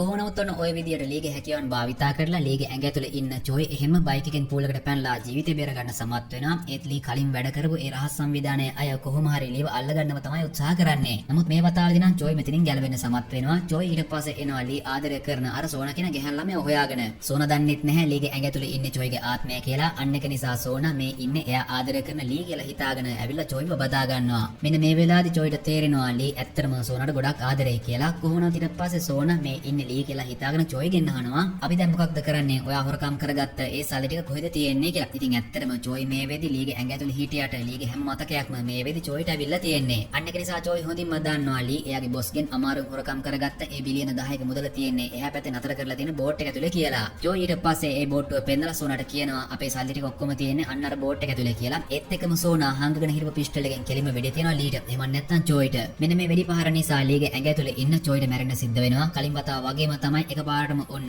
චොයිට සිහිය එනවා අපාය දොරටුව ළඟින්. ඔන්න මේ වතාවේදී නම් මේ සිද්ධිය දැක්කට පස්සේ මාරයටත් හිනා. මොකද හැම දෙයකින් බේරුණත් අවසානයේදී චොයි ගැහන් ළමයෙක්ගෙන් වෙඩි කාලා මැරුණා. චොයි ඊට පස්සේ මාරයගෙන් අහනවා ඇයි සෝනා මට වෙඩි තිබ්බේ කියලා. ඊට පස්සේ මාරයා චොයිට පැහැදිලි කරලා දෙනවා සෝනා මෙච්චර කාලයක් තිස්සේ ලීව රවට්ටගෙන ඉඳලා තියෙනවා. සල්ලි ටික හම්බ වුණාට පස්සේ සෝනාට ලීගෙන් වැඩක් නැහැ. ඒක නිසා තමයි සෝනා තමුන්ට වෙඩි තිබ්බේ කියලා. කොහොම නමුත් මේ වෙද්දී මාරයා චොයිට දුන්න අවස්ථා 12න් 4ක්ම ඉවරයි. තවත් ඉතුරුලා තියෙන්නේ චොයිට අවස්ථාව 8ක් විතරයි. ඒත් මෙන්න මේ වෙලාවේදී චොයිට හොඳ අදහසක් එනවා. මොකද චොයි දැන් හොඳින්ම දන්නවා ලීගේ බිලියන 10ක මුදල තියෙන්නේ කොහෙද කියලා. අන්න ඒක නිසා දැන් චොයි උත්සාහ කරන්නේ ඊළඟ අවස්ථාවේදී ඒ කියන්නේ චොයිගේ ආත්මය වෙනත් කෙනෙක්ගේ ඇඟ ඇතුළට දැම්මට පස්සේ චොයිට පුළුවන් ගිහින් කොහොම හරි ලී හොරකම් කරගත්ත ඒ බිලියන 10ක මුදල හොයාගන්න. මොකද ලීගේ හැම මතකයක්ම මේ වෙදි චොයි ළඟ තියෙනවා. අන්න ඒක නිසා තමයි චොයි මේ වෙලාවේදී හිත යටින් සැලසුම් කරන්නේ ඊළඟ අවස්ථාවේදී කොහොම හරි සෝනාව පැත්තකට දාලා සෝනා ළඟ මේ වෙදි තියෙන ලී හොරකම් කරගත්ත සල්ලි ටික එතනින් ගන්න ඕනේ කියලා. මොකද එතනින් පස්සේ චොයිට පුළුවන් කිසිම ප්‍රශ්නයක් නැතුව ඉස්සරහට ජීවත් වෙන්න. අන්න ඒක නිසා මේ වතාවේදී චොයිම මාරයට කියනවා හරි දැන් මට වෙඩි තියන්න මට ඉක්මනින්ම ඊළඟ අවස්ථාවට යන්න ඕනේ කියලා. කොහොමද ඊට පස්සේ මාරයා ඊළඟ බුලට් එක ලෝඩ් කරලා කෙලින්ම වෙඩි තියනවා චොයිගේ ඔළුවට. ඔන්න ඒත් එක්කම චොයි ඇහැරෙන්නේ වෙනත් කෙනෙක්ගේ ඇඟ ඇතුලෙන්. මේ වතාවේදී නම් චොයිට තේරෙනවා මේක ලේසි වෙන්නේ නැහැ කියලා. මොකද මේ වෙදි චොයි ඉන්නේ හිරකාරයේ ඇඟ ඇතුලේ. මේ කෙනා හිරේ එන්න කරපු වැරද්ද මොකක්ද? ඇත්තට මේ කෙනා කවුද? මේ කිසිම දෙයක් ගැන තවමත් චොයි දන්නේ නැහැ. කොහොම නමුත් මේ වෙලාවේදී පොලිස් නිලධාරියෙක් මෙතනට ඇවිල්ලා චොයිව එහෙම නැත්නම් මේ හිරකාරව එළියට එක් කරගෙන යනවා. මෙන්න මේ වෙලාවේදී මේ හිරකාරගේ ඇඟ ඇතුලේ ඉන්න චොයිට තේරෙනවා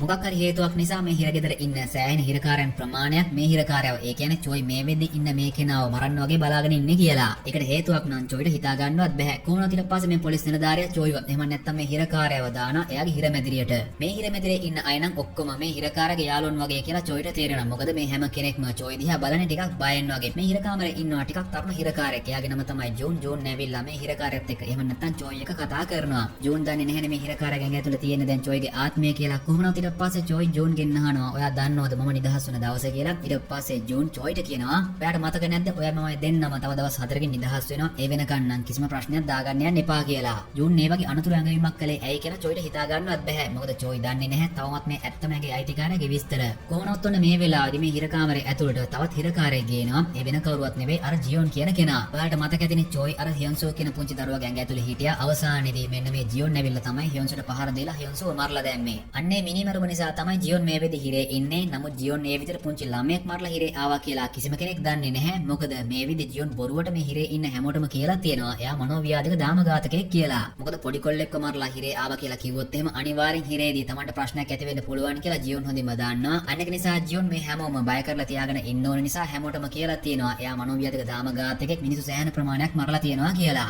ඒ කතාව හැම හිරකාරයෙක්ම විශ්වාස කරපු නිසා මේ වෙද්දී හැම හිරකාරයෙක්ම ජියොන්ට බයයි. නමුත් මේ වෙද්දී ඔන්න මේ හිරකාරගෙන් ඇතුලේ ඉන්න චොයි හොඳින්ම දන්නවා ජියොන් කියන්නේ මොන වගේ චරිතයක්ද කියලා. ඒ වගේම චොයිට දැන් සෑහෙන තරහක් තියෙනවා ජියොන් එක්ක. මොකද හියොන්සෝගේ ඇඟ ඇතුලේ තමන්ට දිගටම ජීවත් වෙන්න තිබුණ ඒ අවස්ථාව නැති කලේ ජියොන්නේ. අන්න ඒක නිසා මේ වෙලාවේදී එකපාරටම චොයි පහර දෙනවා ජියොන්ට. ජියොන්ට හිතා ගන්නවත් බෑ ඇත්තටම සිද්ධ වෙන්නේ මොකක්ද කියලා. නමුත් මේ වෙලාවේදී ඔන්න වටේ ඉන්න අය ඇවිල්ලා චොයිව අල්ල ගන්නවා. ඔන්න ඒත් එක්කම මේ ඇත්තම හිරකාරයාගේ ඒ පළිඟුව කෙලින්ම එනවා චොයිගේ පැත්තට. ඉතින් ඔන්න චොයිගේ ආත්මය මේ වෙද්දී තියෙන ඒ ඇඟේ අයිතිකාරයාගේ ඇත්තම නම තමයි සංට අවුරුදු 21යි. ඒ වගේම සං කියන්නේ මාෂල් ආර්ට්ස් ඉගෙන ගත්ත කෙනෙක්. නමුත් එතනින් එහාට හීනේ හැබෑ කරගන්න සංට සල්ලි නැහැ. මොකද සං කියන්නේ දුප්පත් කෙනෙක්. අන්න ඒක නිසා මේ සං කියන කෙනා නීති විරෝධීව හරි තමන්ගේ හීනේට යන්න ඕන නිසා සල්ලි හම්බ කරගන්න විදියක් ගැන කල්පනා කරලා තියෙනවා. ඉතින් ඒ වෙලාවේදී සල්ලි හොඳට තියෙන කෙනෙක් ඇවිල්ලා සංට සල්ලි හම්බ කරගන්න පුළුවන් විදිහේ අවස්ථාවක් ගැන කියලා තියෙනවා. ඉතින් ඇත්තටම ඒ විදිහට සං එක්ක ඇවිල්ලා කතා කරලා තියෙන හිට් ඇන්ඩ් රන් කේස් එකක. ඒ කියන්නේ ඇක්සිඩන්ට් එකක් කරලා පැනලා ගියපු කෙනෙක්. ඒ කෙනා ඇවිල්ලා සංට කියලා තියෙනවා ඔයා මගේ වාහනේ හොරකම් කරලා පැනලා යන අතරතුරේදී ඇක්සිඩන්ට් එකක් වුණා කියලා පොලිසියට බාර වෙන්න. එතනින් පස්සේ ඔයාලට කිසිම ප්‍රශ්නයක් වෙන්නේ නැහැ. නීතිමය පැත්තෙන් මම උදව් කරන්නම්. ඇක්සිඩන්ට් වුණ ගැහණු කෙනාට මේ වෙදි ලොකු ප්‍රශ්නයක් නැහැ. අපි එයා ගැනත් බලා ගන්නම්. ඒක නිසා ඔයා මේ අවස්ථාව බාර ගන්න. ඔයාගේ හීනේ හැබෑ කරගන්න අවශ්‍ය හැම මුදලක්ම මම ඔයාට දෙන්නම් කියලා. ඉතින් ඒක නා කිව්වට පස්සේ සං ඒ අවස්ථාව බාරගෙන තියෙනවා. මොකද සංට කරන්න තියෙන්නේ ඒ අනුකරු වැරද්දක් ගැන පොලිසියට ගිහින් පාපොච්චාරණය කරලා පොලිසියට බාර වෙන එක විතරයි. ඊට පස්සේ සං ඒ ඩීල් එකට කැමති වෙලා ඒ කෙනාගේ සල්ලිත් අරගෙන ඇවිල්ලා තියෙනවා පොලිසියට. අන්න ඒ වෙලාවේදී පැත්තක නිදාගෙන හිටපු පොලිස් නිලධාරියෙක් ඇවිල්ලා අහලා තිනවා සංගෙන් මොකක්ද ප්‍රශ්නය කියලා. ඊට පස්සේ සං අර කෙනා කියපු විදියටම ඒ කියන්නේ සංට මේ බොරු පාපොච්චාරණය කරන්න කියලා සල්ලි දුන්න කෙනා කියපු විදියටම බොරු පාපොච්චාරණය කරලා තියෙනවා. ඒ කෙනාගේ වාහනේ හොරකම් කළා. එතනින් පැනලා යන අතරතුරේදී තමයි අර ගැහැණු කෙනා ඇක්සිඩන්ට් උනේ කියලා. ඉතින් මේ විදිහට සං පාපොච්චාරණය කරපු නිසා සංව දාලා තියෙනවා කෙලින්ම උසාවියට. නමුත් ඒ උසාවියේ නඩුවාර යන අතරතුරේදී අර ඇක්සිඩන්ට් උන ගැහැණු කෙනා ICU එකේදීම මිය ගිහින් තියෙනවා. අන්න ඒක නිසා උසාවිය විසින් සංට අවුරුදු 2ක සිරදඬුවමක් නියම කරලා තියෙනවා. කොහොම නමුත් උන් එතනින් පස්සේ සං හිතාගෙන හිටපු හැම දෙයක්ම වැරදිලා තියෙනවා. මොකද සං නොකරපු වැරද්දක් වෙනුවෙන් හිරේට ආවේ ඉක්මනින්ම හිරෙන් නිදහස් වෙලා හම්බුණු සල්ලි වලින් කොහොම හරි එයාගේ හීනේ හැබෑ කරගන්න. නමුත් බලාපොරොත්තු නොවුණු විදියට ඇක්සිඩන්ට් උන ගැහැණු කෙනා මිය ගියානේ. අන්න ඒක නිසා එතනින් පස්සේ සං Tamanට ඒ විදියට ඩීල් එක බාර දුන්න කෙනාට තර්ජනය කරලා තියෙනවා. කොහොම හරි එයාව හිරෙන් බේරගන්න කියලා. නමුත් ඒ විදියට සංට සල්ලි දුන්න කෙනා සංව බේරගන්න කිසිම දෙයක් කරලා නැහැ. අන්න එතනින් පස්සේ සංට තරහ ගිහින් සං හයියම කෑ ගහලා තරහෙන් ඒ කෙනාට බැනලා තියෙනවා. මම හිරේ හිටියත් ඇත්තම විස්තරය කියලා කොහොම හරි තමසව අල්ලලා දෙනවා කියලා. ඉතින් අන්න ඒ විදියට සං කියපු නිසා සංට ඩීල් එක බාර දුන්න කෙනාට තේරලා තියෙනවා සං ජීවිතුන් අතර හිටියොත් එහෙම අනිවාර්යෙන් එයාගේ පැත්තට ලොකු ප්‍රශ්නයක් එන්න පුළුවන් කියලා. ඊට පස්සේ සංට ඩීල් එක බාර දුන්න කෙනාම සං මේ වෙද්දී ඉන්න හිරගෙදර හිරකාරයන්ට කියලා තියෙනවා කොහොම හරි හිරේදීම සංව මරලා දාන කෙනාට ලොකු මුදල් ත්‍යාගයක් දෙනවා කියලා. ඔන්න ඔය හේතුව නිසා තමයි මේ හිරගෙදර ඉන්න පිරිසක් සං දිහා සෑහෙන තරහින් බලාගෙන හිටියේ කියලා මම හිතන්නේ දැන් ඔයාලට තේරෙනවා ඇති. මොකද ඒ පිරිස බලාගෙන ඉන්නේ කොහොම හරි සංව මරලා දාලා මුදල් ත්‍යාගය ගන්න. ඔන්න ඕක තමයි මේ සං කියන කෙනාගේ ඇත්තම විස්තරේ. පළිඟුව නිසා මේ හැම මතකයක් වගේම සංගේ තියෙන ඒ හැම හැකියාවක්ම චොයිට එනවා. කොහොම නමුත් මේ වෙද්දී සං කියන කෙනාගේ ඇඟ ඇතුලේ ඉන්න චොයි ජියොන් එක සෑහෙන තරහින් ඉන්නේ. මොකද ජියොනුත් ඉන්නේ මේ හිර කාමරේනේ. අන්න ඒක නිසා චොයි අර ජෝන් කියන කෙනාට කියනවා පොලිස් නිලධාරියෙක් කෙනවද කියලා පොඩ්ඩක් බලාගෙන ඉන්න කියලා. ඊට පස්සේ ජෝන් බලනවා පොලිස් නිලධාරියෙක් කෙනවද නැද්ද කියලා. මේ අතරතුරේදී සංගේ ඇඟ ඇතුලේ ඉන්න චොයි ගිහින් ජියොන්ට හොඳටම පහර දෙන්න පටන් ගන්නවා. ඉතින් මේ අනිත් හැම හිරකාරයෙක්ම හිතාගෙන ඉන්නේ ජියොන් කියන්නේ දරුණු මනෝව්‍යාධික දාමඝාතකයෙක් කියලා. ඒ වගේම මේ අනිත් හිරකාරයන් දන්නේ නැහැ සංගේ ඇඟ ඇතුලේ ඉන්නේ චොයිගේ ආත්මය කියලා. අන්න ඒක නිසා මේ හැමෝම පුදුම වෙලා වගේ මේක දිහා බලාගෙන ඉන්නවා. ඒත් මේ වෙද්දි චොයි හොඳින්ම දන්නවා ජියොන් කියන්නේ මොන වගේ කෙනෙක්ද කියලා. ජියොන් කියන්නේ පන්තියේ හිටපු පොඩිම ළමයාට පහර දුන්න බයගුල්ලෙක්නේ. අවසානයේදී පොඩි ළමයාවත් මරලා දාපු නිසා තමයි ජියොන් හිරේට ඇවිල්ලා තියෙන්නේ කියලා. ජියොන් ගැන හැම ඇත්තක්ම මේ වෙලාවේදී චොයි විසින් අනිත් අයට කියනවා. ජියොන්ට හිතා ගන්නවත් බෑ Taman ගැන හැම දෙයක්ම මේ කෙනා දන්නේ කොහොමද කියලා. මොකද ජියොන් දන්නේත් නැහැ සංගේ ඇඟ ඇතුලේ ඉන්නේ මේ වෙද්දි චොයිගේ ආත්මය කියලා. කොහොමනොත් මේ වෙලාවේදී කිසිම දෙයක් තේරුම් ගන්න බැරි ජියොන් වැඳ චොයිට කියනවා අනේ මට ගහන්න එපා කියලා. කොහොමනොත් මේ සිද්ධ නිසා අනිත් හැම හිරකාරයෙක්ම තේරුම් ගන්නවා ජියොන් කියන්නේ බයගුල්ලෙක්. එයා ඇත්තටම මනෝව්‍යාධික දාමඝාතකෙක් නෙවෙයි පුංචි ළමයෙක්ව මරලා තමයි හිරේට ඇවිල්ලා තියෙන්නේ කියලා.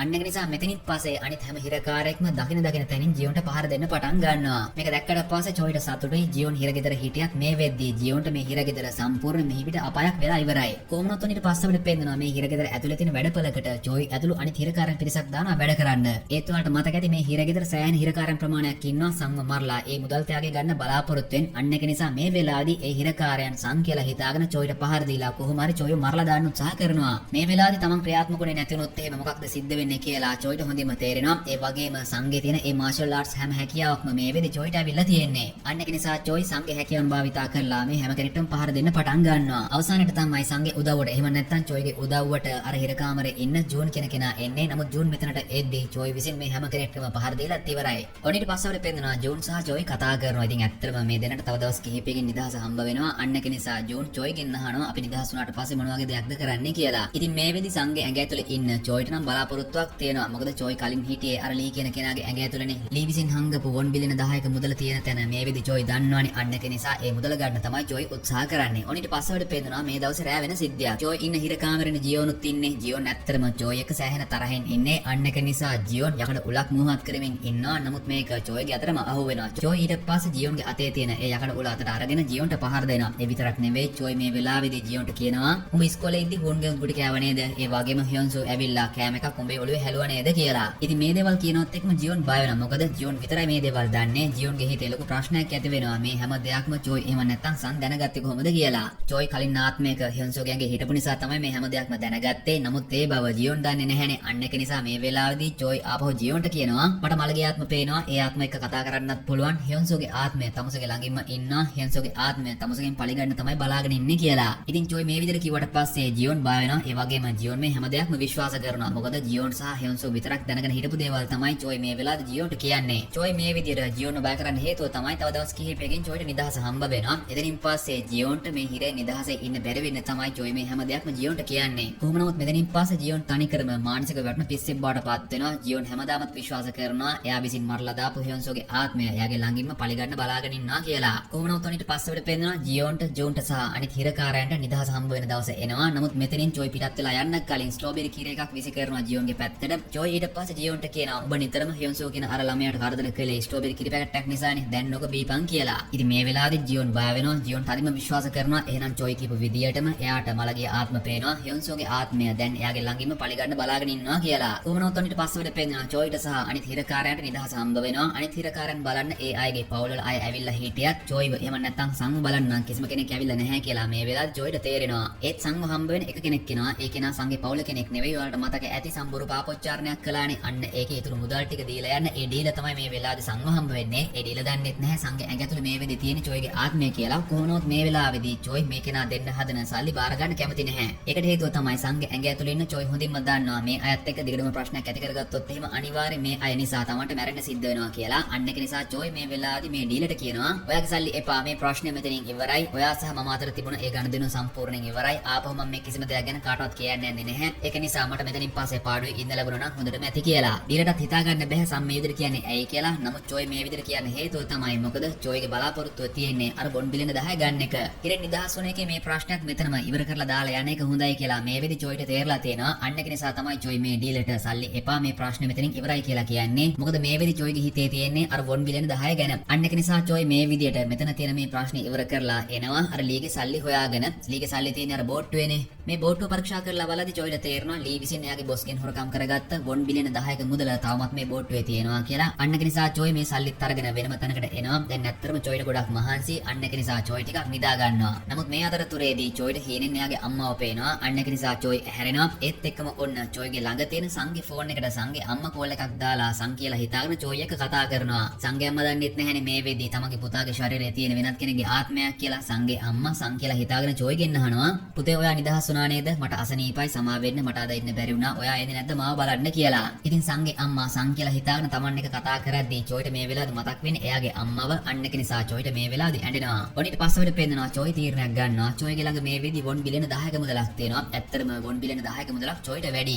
ඒ වගේම දැන් ජොයි සැලසුම් කරගෙන ඉන්නේ දිගටම සංගේ ඇඟ ඇතුළේම ජීවත් වෙන්න. අන්න ඒක නිසා ජොයි දැන් උත්සාහ කරන්නේ අවසාන වතාවට සංගේ අම්මව බලන්න යන්න. අන්න ඒක නිසා ජොයි මේ විදිහ තීරණය කරලා තියෙනවා මේ 1 බිලියන 10න් කොටසක් සංගේ අම්මට දෙනවා කියලා. අන්න ඒ මුදල වෙනම බෑග් එකකට දාලා ඉතුරු මුදල ඊට පස්සේ ජොයි ආරක්ෂිත සේප්පුවකට දානවා. මේ ආරක්ෂිත සේප්පේ දවස් 4ක් යනකම් සල්ලි තියාගන්න පුළුවන්. දවස් 4ක් ඇතුළත ආවේ නැති වුණොත් එහෙම ඒ සල්ලි ඔක්කොම ටික රාජසන්තක වෙනවා කියලා මෙතන දැන්වීමක් තියෙනවා. අන්න ඒක නිසා මේක දැක්කට පස්සේ ජොයි හිතෙන් සැලසුම් කරනවා සංගේ අම්මට අදාළ මුදල දීලා ආපහු දවස් 4ක් යන කලින් මෙතනට ඇවිල්ලා තමන්ගේ සල්ලි ටික ආරක්ෂිත සේප්පෙන් ගන්නවා කියලා. ඔනිට පස්සවට පෙන්නනවා සංගේ ඇඟ ඇතුලේ ඉන්න ජොයි පිටත් වෙලා එනවා සංගේ අම්මව හම්බ වෙලා ඒ සල්ලි ටික දෙන්න. නමුත් මේ වෙලාවේදී මොන එකපාරටම මිනිස්සෙක් කඩාගෙන පැනලා ජොයිට එහෙම නැත්තම් සංට පිහියෙන් අනින්න පටන් ගන්නවා. ඒකට හේතුව තමයි ඔයාලට මතක ඇති සං සල්ලි බලාපොරොත්තුෙන් බොරු පාපොච්චාරණයක් කළානේ ඇක්සිඩන්ට් එකක් කළා කියලා. අන්න ඒ ඇක්සිඩන්ට් එකෙන් අවුරුදු දෙකකට කලින් මිය ගිය තරුණ ගැහැණු ළමයිගේ තාත්තා තමයි ඔන්න දැන් මෙතනට ඇවිල්ලා ඉන්නේ. මොකද මේ තාත්තා හිතාගෙන ඉන්නේ මේ ඉන්නේ තමන්ගේ දුව මරලා දාපු කෙනා කියලා. මේ තාත්තා අඩුම තරමේ දන්නේවත් නැහැ ඇක්සිඩන්ට් එක කළේ වෙන කෙනෙක්. ඒ වගේම මේ ශරීරයේ ඉන්න වෙනත් කෙනෙක්ගේ ආත්මයක් කියලා. අනිත් එක මේ තාත්තා කීතේ ලොකු තරහක් තියෙන සං එක්ක. මොකද දුව මරලා දාපු කෙනාට හම්බෝනේ අවුරුදු දෙකක සිරදඬුවමක් විතරයිනේ. අන්න ඒක නිසා මේ තාත්තා තරහෙන් ඇවිල්ලා මේ ඉන්නේ තමන්ගේ දුවගේ මිනිමරුවා කියලා හිතාගෙන එකපාරටම සංට එහෙම නැත්තම් ජොයිට බිහියෙන් අනින්න පටන් ගන්නවා. නමුත් මේ වෙලාවේදී සංගේ ඇඟ ඇතුලේ ඉන්න ජොයි මේ තාත්තට කියනවා තාත්තේ ඇත්තටම මට සමා වෙන්න. නමුත් ඔයාගේ දුව මරලා දැම්මේ මම නෙවෙයි කියලා.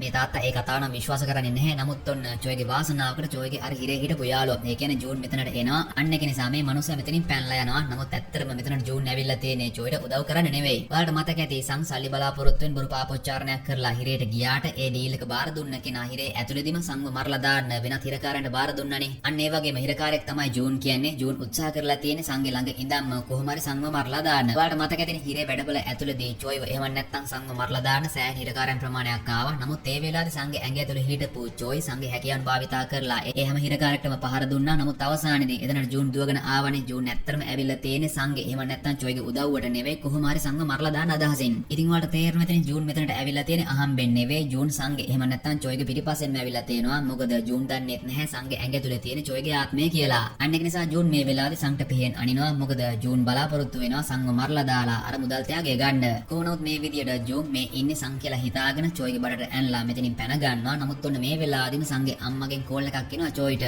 චොයියාගේ ඇත්තම ජීවිතේදීත් සියලු විහානි කරගන්න උත්සාහ කරද්දී එයාගේ අම්මගෙන් කෝල් එකක් ආවා. නමුත් ඔන්න මේ වතාවේදී චොයිට සංඝයන් ඇතුලේ ඉද්දී සංඝයා අම්මගෙන් කෝල් එකක් එනවා. ඒ කෝල් එකවත් අඩුම තරමේ ආන්සර් කරගන්න චොයිට හැකියාවක් ලැබෙන්නේ නැහැ. මේ පිහියනම නිසා සංඝයා ඇඟ ඇතුලේ ඉන්න චොයි මෙතනම මැරෙනවා. කලින් වගේම ඔන්න එකපාරටම චොයිට සිහිය එන අපාය දොරටුව ළඟින්. මාරයා විසින් චොයිට දුන්න අවස්ථාවන් 5ක්ම මේ වෙද්දී ඉවරයි. ඉතුරුලා තියෙන්නේ තවත් අවස්ථාවන් 7ක් විතරයි. මාරයාත් මෙතන ඉන්නවා. මාරයා ඊට පස්සේ චොයිට කියනවා හිතපු තරම් මේ ගේම් එක දිනන එක ලේසි නැහැ නේද කියලා. ඊට පස්සේ චොයි මාරයා ළඟට ඇවිල්ලා කියනවා ඉක්මනින්ම මට වෙඩි තියන්න කියලා. මොකද චොයි උත්සාහ කරන්නේ ඉක්මනින්ම ඊළඟ අවස්ථාවට ගිහින් ආරක්ෂිත සේත්තුවේ තියෙන සල්ලි ටික අරගෙන එතනින් පස්සේ හරි සතුටින් ජීවත් වෙන්න. චොයි හදිසියෙන් වගේ ඉන්නවා කියලා මාරයාට තේරෙනවා. නමුත් මාරයා ඒක ගණන් ගන්නේ නැහැ. සමහර විට මාරයා චොයි ඉන්න මේ හදිසිය තේරුම දන්නවා වෙන්නත් පුළුවන්. කොහොම නමුත් ඊට පස්සේ මාරයා බුලට් එකක් දාලා කෙලිම පිස්ටල් එක එල්ල කරනවා චොයිගේ ඔළුවට. නමුත් මේ වෙලාවේදී නම් ඔන්න මාරයාට පුංචි හිනාවක් යනවා. මාරයා මේ විදිහ හිනාවනේ ඇයි කියලා චොයිට හිතා ගන්නවත් බෑ. කොහොමද ඊට පස්සේ මාරයා එකපාරටම චොයිගේ ඔළුවට වෙඩි තියනවා. ඒත් එකම ඔන්න චොයිගේ ආත්මය එනවා වෙනත් කෙනෙක්ගේ ඇඟක් ඇතුළට. ඔයාලට හිතා ගන්න පුළුවන්ද මේ වෙලාවේදී චොයි ඉන්නේ කාගේ ඇඟ ඇතුළේද කියලා. චොයි මේ වෙද්දී ඉන්නේ අතදරුවෙක්ගේ ඇඟ ඇතුලේ. මෙන්න මේ වෙලාවේ චොයිට තේරෙනවා එහෙනම් වෙඩි තියන්න කලින් මාරයා hina වුණේ ඇයි කියලා. මොකද මාරයා දන්නවා ඊළඟට චොයිගේ ආත්මය යන්නේ අතදරුවෙක්ගේ ඇඟ ඇතුලට කියලා. ඉතින් මේ වෙද්දී අතදරුවෙක්ගේ ඇඟ ඇතුලේ ඉන්න චොයිට මෙතනින් පස්සේ මොන වගේ දෙයක් වෙයිද? කොහොම නමුත් ඔන්න ඔහොම තමයි මේ සීරීස් එකේ 3 වෙනි එපිසෝඩ් එක ඉවරුනේ. ඒත් ඔහොමම ඉන්න මොකද පාර්ට් 1 එකේ තවත් එකම එක එපිසෝඩ් එකක් ඉතුරුලා තියෙනවා. එහෙනම් දැන් බලමු අපි මේ සීරීස් එකේ 4 වෙනි එපිසෝඩ් එකේ මොකක්ද වෙන්නේ කියලා. ඔන්න 4 වෙනි එපිසෝඩ් එක පටන් ගද්දිම අපිට පෙන්වන්නේ මේ ඇත්තම අතදරුවාගේ අම්මයි තාත්තයි මොන වගේද කියලා. ඉතින් මේ අම්මයි තාත්තයි ඒ තරම් හොඳ අය නෙවෙයි. මේ ඉන්නේ තමන්ගේ දරුවා උනත් ඒ දෙන්නටම මේ දරුවා මේ විදි කරදරයක් වෙලා තියෙන්නේ. අන්න ඒක නිසා මේ අම්මයි තාත්තයි නිතරම වගේ මේ පුංචි අතදරුවාට පහර දෙනවා.